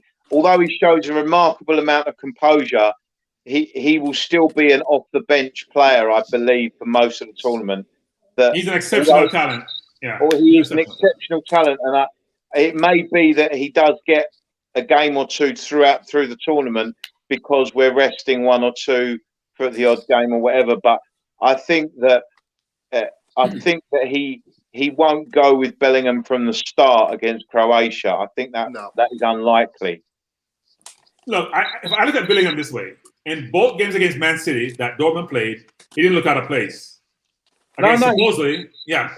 He is completely capable of doing it. He doesn't look phased. But I still think it's a very big stage for a 17-year-old. But, we'll see. But I suspect that Southgate will Southgate is not a big risk taker, is he, Southgate? No. He's very conservative. Yeah, he always keeps it safe. And he picks his favourites all the time. That's why I suspect. But again, you've also got to look that Phillips has been injured towards the end of the season. So we don't know how fit Calvin Phillips is either. That's true. So who you guys what do you think England's going to finish in the Euro? And who are you picking to win the Euro? Well, I think home advantage is going to help England quite a lot. I think England will be quarter-finalists. Okay. Quarter-finalists. I think the only game we won't play at home, we could go right through the tournament playing every game at Wembley, apart from the quarter-final, which I think will be in Italy or somewhere like that. But we could, in theory, pretty much play almost the whole tournament at home, which that's a big advantage. But, I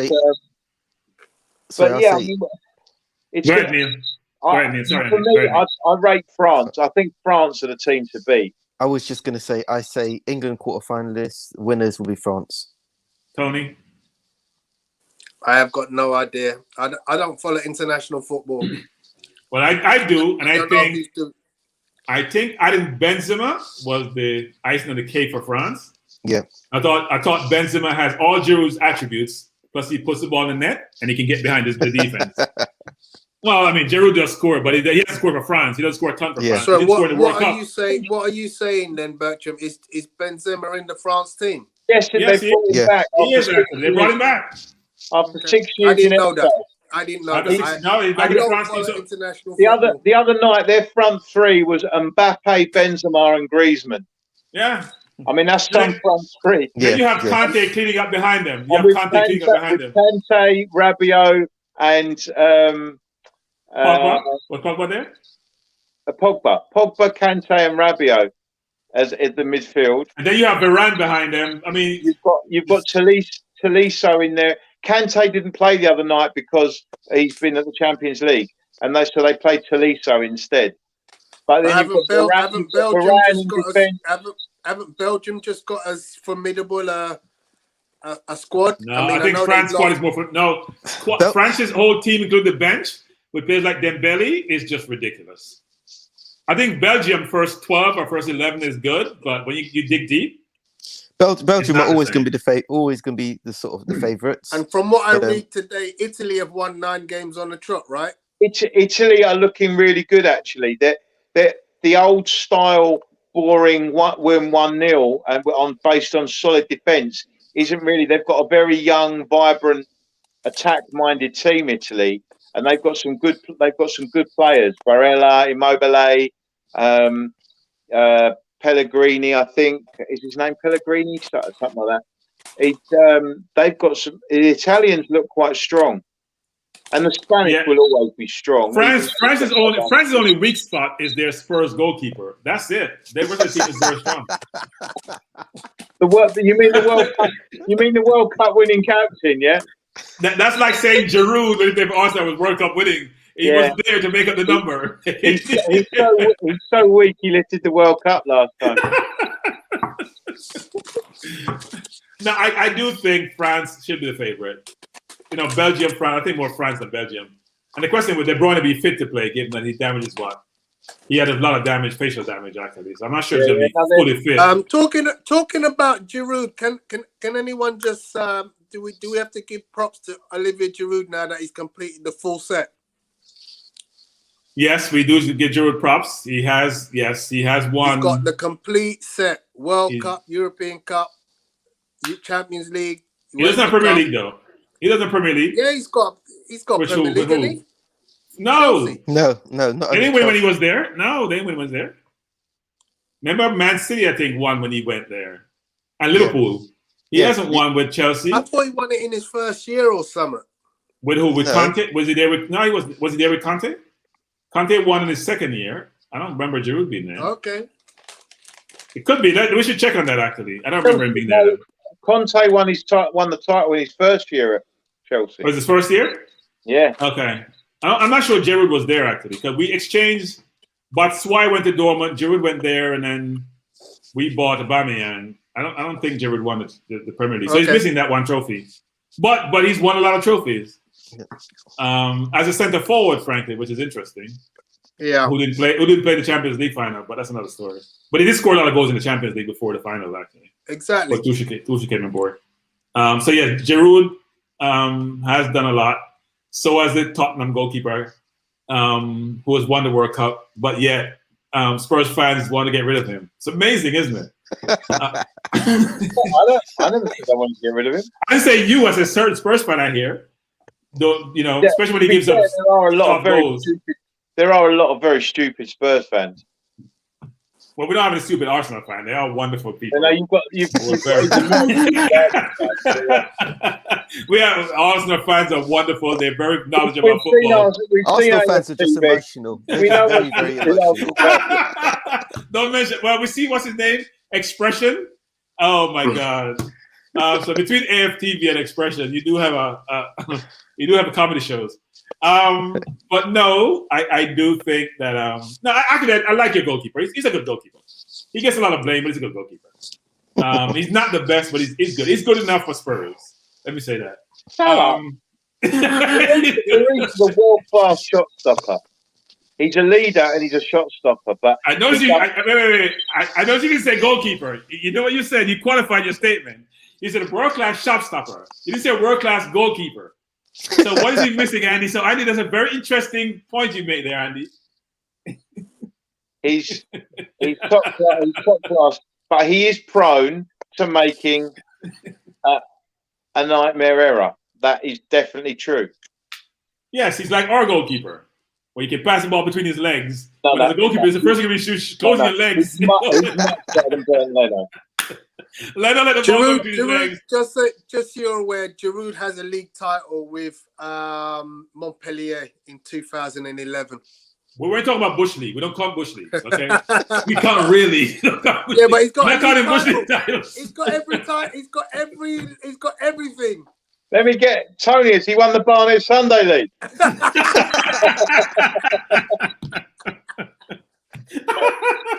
Go on, Yaros. It proves you don't have to be able to run to play football really well. You don't have to be able to run fast. You can still do well playing center forward, not with zero speed, actually. Just being in the right place at the right time. Trust me, Bertram, you don't have to be able to run fast to be a good centre forward. Yeah, Andy is the top goal scorer of all time in the team that we played in. So Andy, are you two-footed? Are you left and right foot? Yeah. Ah, okay. So see, that makes you a complete centre forward. You can shoot with both feet because Giroud is on the left foot. He doesn't have any right foot. And he can't run, so it makes it interesting. That was always the thing that helps me because they don't know which side you're going to shoot from. Yeah. Now, centre forward. I used to play centre forward until I realized it took a lot of work and you get beat up. So I went to play centre midfield, and you can actually hide at centre midfield. People don't realize that you can hide. Just pin onto a Fernandez, and you can hide for the entire game. You don't have to run too far. Just find out Ozil and Fernandez and mark them, and you can rest for the entire game. I was an expert at that. I'm marking number 10. Don't worry about it. They're lazy anyway. So you don't have to work. You don't have to work hard. Anyway. I don't believe Bertram just said what he says and he dismisses Ozil. Unbelievable. Hey, I love players who don't want to work hard. They used to help me. He loves old bug eyes. Huh? Say again, Andy? He loves old bug eyes. Look, I don't like players who are brilliant technically, but don't commit the effort. I just think that's a waste of talent, and I think it takes away from you as a player. So you know what? If you're a professional football player and you're slight, go in the gym and lift some weights. Go lift some weight, build your body up to take the pounding you have to take in the league you play. Don't sit there and whine and collect $350 and complain every day and talk about social issues and you're not coming on the field. I find it difficult to digest, frankly. But he's a great technical player. Don't get me wrong. He see a pass that no one else can see. But you know what? He wasn't good for us. Ozil won the World Cup with Germany. He played for Real Madrid and was brilliant in some games for Arsenal.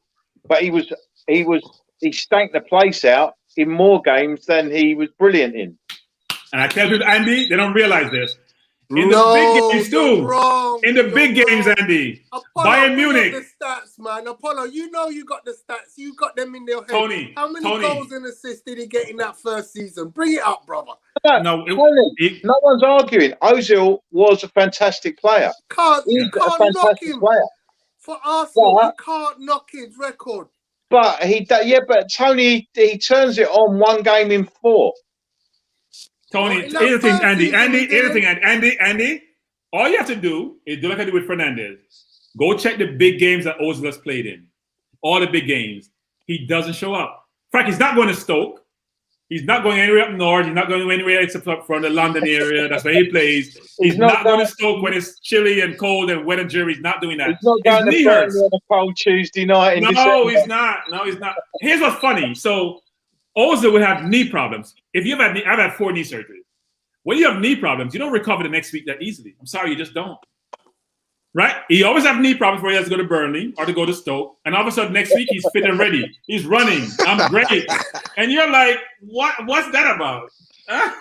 That's your knee. It's a wheel. It's like a bicycle wheel. You have to oil it. And if you have cartilage damage or you have ligament damage, it doesn't work. So he was a very good player, very technically. We played Bayern Munich. He got a foul in the first minute. Of course, he missed the penalty. And then we saw him for the rest of the game, he disappeared. And we got 5 that game. I mean, it's the norm with him. So I don't want to talk about Ozil anymore, friend. I could talk about him all day, all year, because I've watched him over the years and realized waste of talent. And right now in Turkey, they were at the airport, Tony, celebrating him joining. What is he doing when he went there? One game, where is he? In the stands watching. He's injured. Of course he's injured. Anyway, no more Ozil. Any other topic you guys want to talk about before we conclude? I know we're close to our limit. Anything that jumps out at you? We're going to every team, maybe except Man City, is looking forward to next city. In fact, they are too, next year. Especially teams like Liverpool, who probably have less injuries. They just made up. I love Liverpool does this. They make purchases really early. Klopp knows what he wants. He figures it out and he go and get them. He's not vacillating. He's not pontificating. He's not there, penny pinching. I want this player, go get it. He's already bought Kanate already. Yep, he's already bought. Yeah, he gets what he wants. He go gets it, know what he wants. He does the business. Unfortunately, he does the business. The owners don't give him enough money, but But they're not making a big deal about it at the moment. But they want Rafinha. Yeah, Rafinha. Yeah, we're definitely after Rafinha. I've heard that on the grapevine as well. If Liverpool get Rafinha, they will be very, very strong next season. Yeah. But where's he going to play? Where's he going to play? Well, Wijnaldum's going, isn't he? Yeah. So they have enough midfielders between Oxlade-Chamberlain and Keita. They don't need another mid. They could add another midfielder they choose, and they have what's his name? The kid coming through the ranks. What's his name? Well, Oxlade-Chamberlain ain't as good as Rafinha, is he? No, Rafinha plays wide though. He doesn't play. He is not playing in the center, like Ox does or Keita does. Henderson, Fabinho, Thiago, and then what's the young kid? I forgot his name. If you've got Henderson, Curtis Jones. They don't really need. Yeah, they have 6 midfielders already. They don't need another midfielder. Of course we do. What are you trying to build, a midfield team? But then on slide you have Jota out wide already. No, we have got loads of midfielders, and I admit that. But for me, none of them stand out. None of them are. Yeah, you've got loads of decent. You've got lots of decent midfielders. Thiago's one of the best ones that we've got, and I still don't think he's well, he hasn't come as good as Coutinho used to be, and that's why I'd love to see Coutinho back, because Coutinho was the one player who could also pick players out. We haven't got a player in midfield that can pick players out that easily. I know. So let me get it straight. The midfield you're talking about, that's not too good. Are they the ones that won the Champions League 2 years ago? I'm just trying to remember what team won Champions League 2 years ago. Is that the same midfield we're talking about with Henderson, Fabinho, Wijnaldum, Ox? Are they the same team? No Thiago, by the way. No Thiago. No, it's the same. It's the same team. You're right. I think it's a good midfield. I think it's a very good midfield. Nah, I think even the Champions League, playing some of the best teams in the world, and you win, you're a good midfield. I think you don't get enough credit. I agree. They're not picking. They played some of the best teams in the world, including Spurs. We have lines, Andy. We draw lines. We draw lines. But to admit, Spurs was both good and lucky that year. You coming back? Who did it beat? Was it Ajax they beat? Where what's his name scored a bunch of goals? Moura. Lucas Moura. He's been very up and down, isn't he? Lucas Moura. We got he's away been more with down than up there, in the quarterfinal as well. We beat City in the quarterfinal as well. Oh yes, wasn't that? Yeah, that late goal. That wasn't a goal. Sterling's goal was disallowed in the 93rd minute. Yeah, that was no. Was that VAR? Was that VAR? Yeah.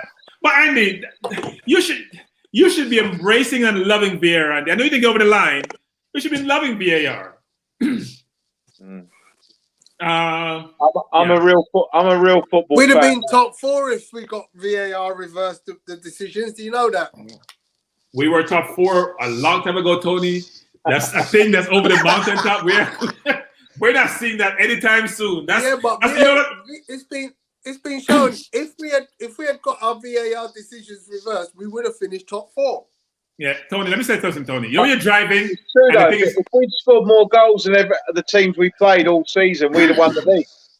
No, Tony. Here's the thing, Tony. You know when you're driving and you can see clear in front of you, but the dot is getting further and further away from you. It was close and it's moving away. That's us in the top 4. It keeps moving away, and you're driving and you notice your speck, and that speck has now disappeared. And it may not come back anytime soon, given how the Premier League is. So I'm not looking forward to any top 4 anytime soon. I am just trusting the process and hope the process gets me to a good place. You have some very good youngsters. And yes, that's we the do. process you've got to try. But what you need is 2 or 3 top class old heads to steer those youngsters through and give them experience. I see them coming to you because you've got no European football. I say you lot need to get rid of Arteta and bring in Mourinho. Mourinho? What are you drinking? I wouldn't have touched Mourinho with a 10-foot pole. You get Conte because he's not being considered for the Spurs job anymore. No, see, Conte can win your title, but when he leaves, you're broken. And we don't have Abramovich money to pick up the pieces. We don't have that money to just spend our way out of it. Because Conte does a great job actually. Conte's a great manager. Go ahead. Somebody said that Levy's been begging Potter to add Chino onto the end of his name so that he can have Graham Potterchino. Well, he's looked at as a good manager, but Levy's going to struggle to replace Mourinho. Not because of Mourinho. He will if he's not prepared to invest for the new coach. The reason it won't work with Conte is if Levy's going to give him 2 buttons and a shoestring, then he's not going to be able to buy what he needs to make the team strong. Conte. So I'm going to defend Levy. You can't make wood out of stone. I'm sorry, but the numbers are poor. I saw Arsenal's financial. Well, they lost about 150 mil in the whole, plus they hold $160 million in player. Because when you buy a player nowadays, you don't pay one time, You defer the payment over 5 years. Arsenal owe 160 mil. You're paying Pepe over 5 years. Yeah. So think about it. Our revenues went from 4 something to close to 300 mil.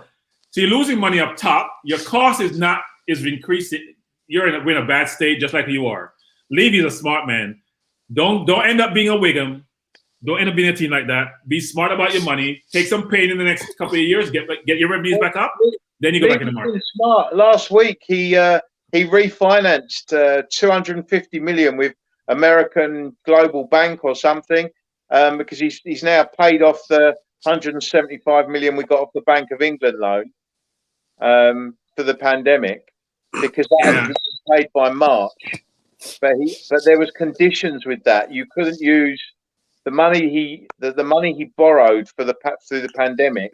You weren't allowed to use that for transfers or player salaries.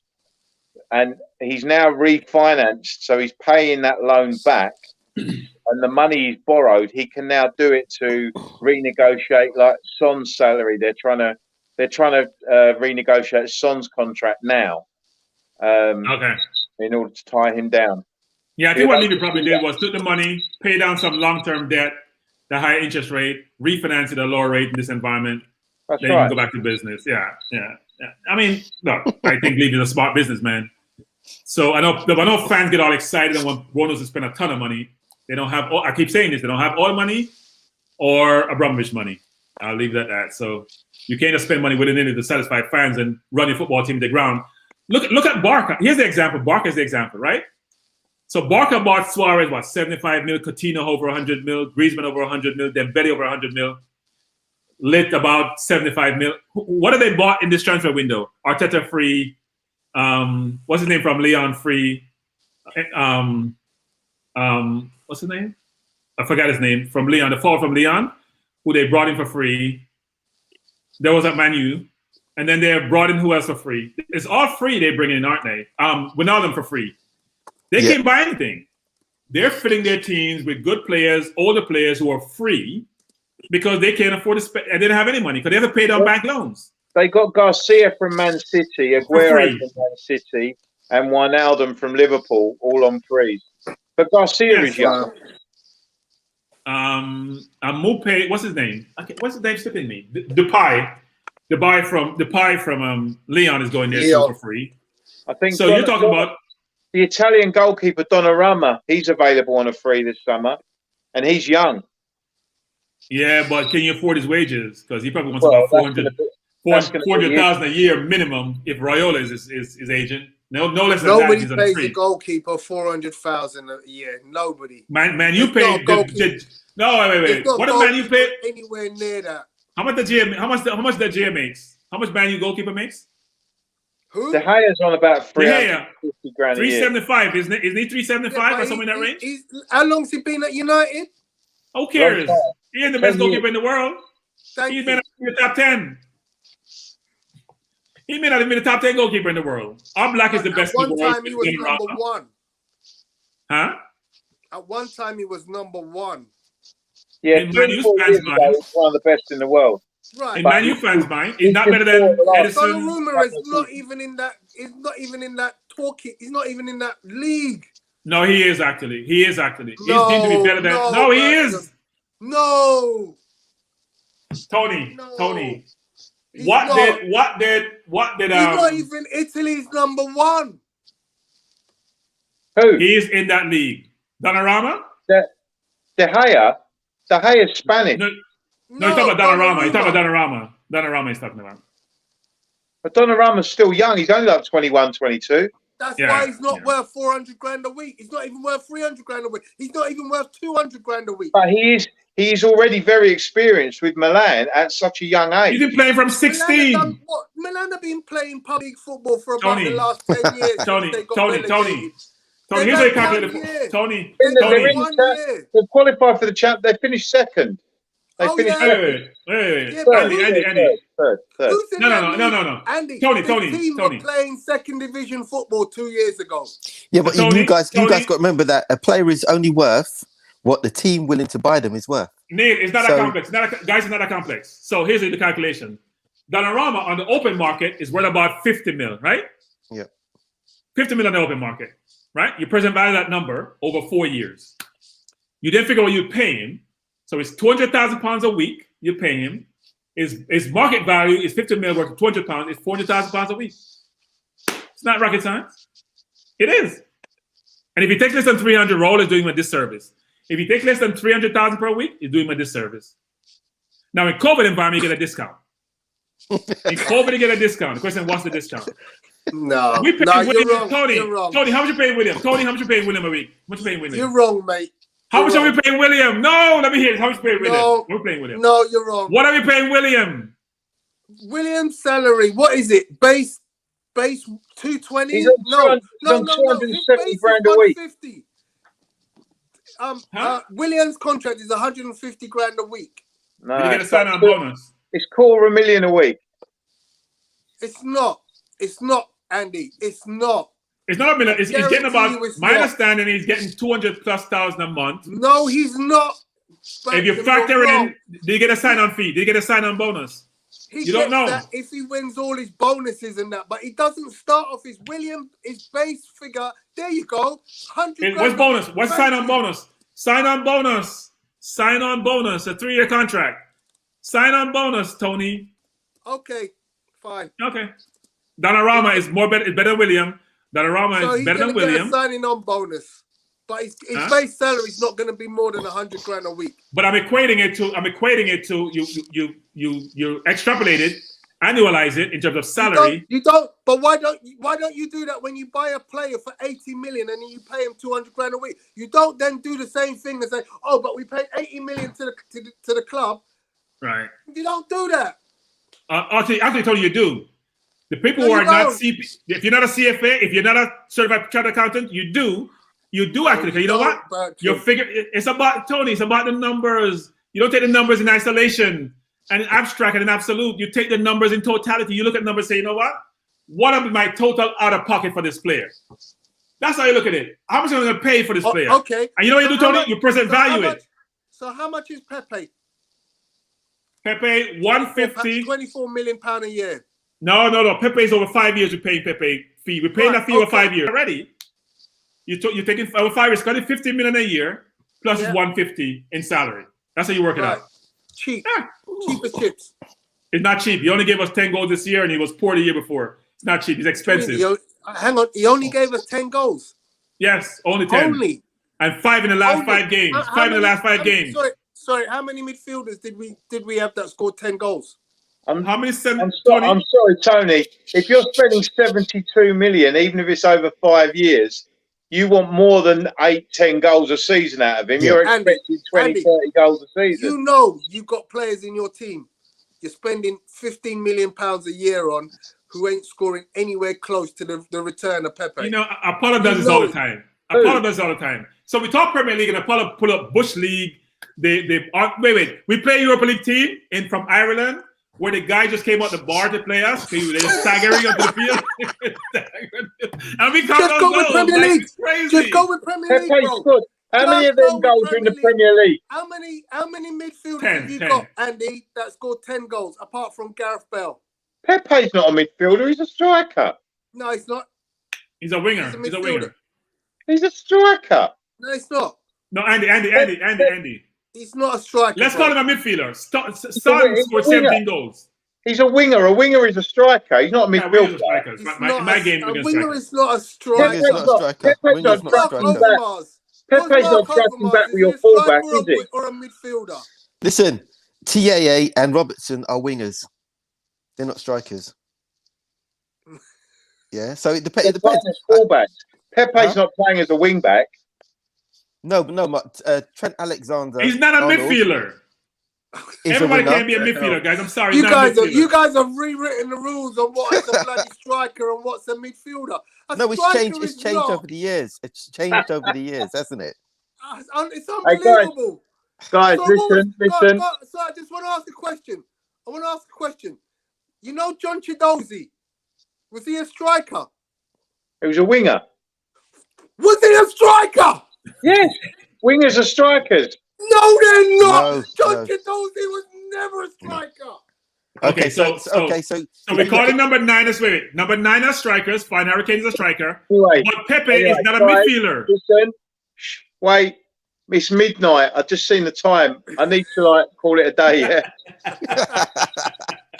All right, closing comments, guys. Closing comments. Neil, closing comments. I'll it's been good, guys. Are we going to do another one for the Euros or not? Is that it? Yeah, we can do one. We can do one. Yeah, let's do one for Euros, man. Definitely. Let's do one for the Euros. Anyway. Yes. All right, fellas. Yeah. All right, gents. Listen, have a good one. It was good catching up again. Same here. Same here. Speak to you all soon during the Euros, right? And I hope Spurs find a manager next year. I hope Spurs find a manager for next year. Isn't what's his name? What's his name? Hodgson's available, isn't he? I mean, anybody's available for Spurs. Anyone will do. They just left Marino. They had Marino for Christ's sake. Anybody will do. Anybody will do. Have a good night. Thank you, guys. All right, gents. Have a good one. See you later.